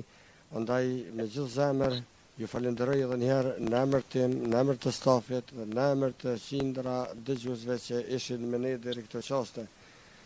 Dhe jo me këtë vërtet edhe shoqata kulturore artistike jehone shqiptare ju ka ndëruar me titullin ikona e aktrimit shqiptar dhe vërtet unë nuk e kam zakon të lavdroj njerëzit ndër sy sepse vërtet ndoshta nuk tingëllën mirë, por gjithsesi ju them me plot të zemër dhe me gjithë shpirt që vërtet e meritoni këtë epitet, andaj urojmë që vërtet të arrinin mojat më të larta atje ku edhe ju e keni synimin tuaj. Faleminderit. Rrafsh. Edhe njerë shpresoj që nuk keni lodhë, shpresoj që e keni kaluar shpejt, edhe mu ka nduk shumë shpejt ta minuta që kemi qenë bashkë, do të thotë kemi bën 120 minuta tani bëm, edhe 20 minuta e vazhdojmë emisionin. Zoti Agim. Urna. Norma ime është 2 orë dhe 3 orë. Ka shfaqje në jetën time që kam pasur 3 orë gjysmë dhe 4 orë. Po një aktor që të jetë artist, do të thotë, duhet të luhet 2 deri në 3 shfaqje në ditë, këtë energji, kondicion. Dhe po e them të fundit, artisti është vetëm ai që kur del në skenë, duhet jetë i bindur që në sallë nuk duhet të ketë asnjë që të jetë më mirë prej tij. Dhe vetëm atëherë ai ka të drejtë morale të luajë në skenë. Unë e di që në Amerikë kam një ëndër dhe besoj që Perëndia nuk ma merr shpirtin dhe me që shpirtin e marrim të parin dhe e dorëzojmë të fundit, nuk ma merr shpirtin pa e prekur atë shkallën e fundit kulmore atje në Hollywood. Dhe kjo është ëndra ime që jam betu në varrin e babait tim. Dhash Zoti, edhe gjithsesi jam i bindur që do të arrini, sepse vërtet keni bagazh, keni merita dhe keni aftësi, andaj me gjithë dëshirë lutemi edhe ne dhe gjithë ata me siguri gjithë shqiptarët, sepse ajo nuk është ëndër cilin dëshironi ta bëni për të krenuar, por vërtet dëshironi ta bëni edhe në emër të shqiptarisë. Andaj me gjithë zemër urojmë që vërtet ta prekni, sepse edhe e meritani. Edhe njëherë pra të falenderoj për zemërsisht që ishte me ne. Ju uroj gjithë mirat juve, familjes tuaj dhe gjithë miqve atje shkollës së aktrimit në Amerikë, cilin e udhëheqni, vërtet kemi kalu shumë sende pa i përmend, po jam i vetëdijshëm. Tjetër, do të kemi kohë. Ju kërkoj ndjes, po do të bashkëbisedojmë dhe do të ju kemi edhe hera tjera dhe do të fokusohemi më shumë edhe në punën tuaj krijuese, sepse vërtet u morëm më shumë, ishim kështu nuk di as vetë ka të drejtohemi më parë, sepse vërtet kisha dëshirë t'ju dëgjoj duke fol dhe jo vetëm unë, por shumë dëgjues që na shkruajnë dhe vërtet ju falenderojnë për zemërsisht që ndat me ne dhe me ta një natën e sotme, pra që ishim bashkërisht deri këtu. Faleminderit. Edhe njëherë natën e mirë, miru dëgjoj. Natën e mirë. Gjithë mirat, suksese. Nëse ju jeni të pëlqimit, pra ky emision është regjistruar dhe do të shkoj edhe në YouTube dhe do të regjistrohet atje. Është e drejta juaj. Ju falenderoj shumë dhe respekt gjithmonë për juve e punë të mbarë e suksese atje në Amerikën e largët, por gjithsesi jemi afër me zemër, andaj ju urojmë gjithë mirat juve në punën tuaj krijuese. Faleminderit, respekt. Natën e mirë e respekt.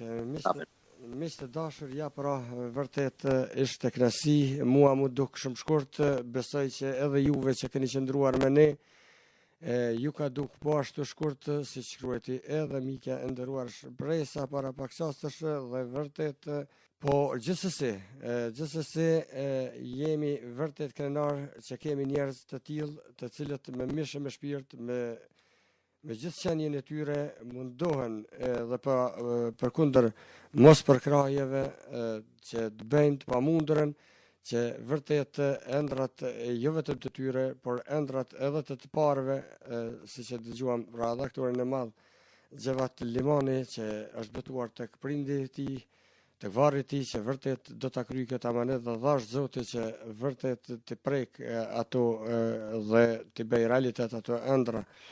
Pra ishim të dashur miq me më shumë se 140 minuta bashkarisht me ikonën e artit skenik, me ikonën e artit të aktrimit, pra me shkrimtarin gjithsesi dhe me artistin edhe të ekranit të madh, pra z.Xhevat Limanin, i cili jeton dhe vepron në Amerikë.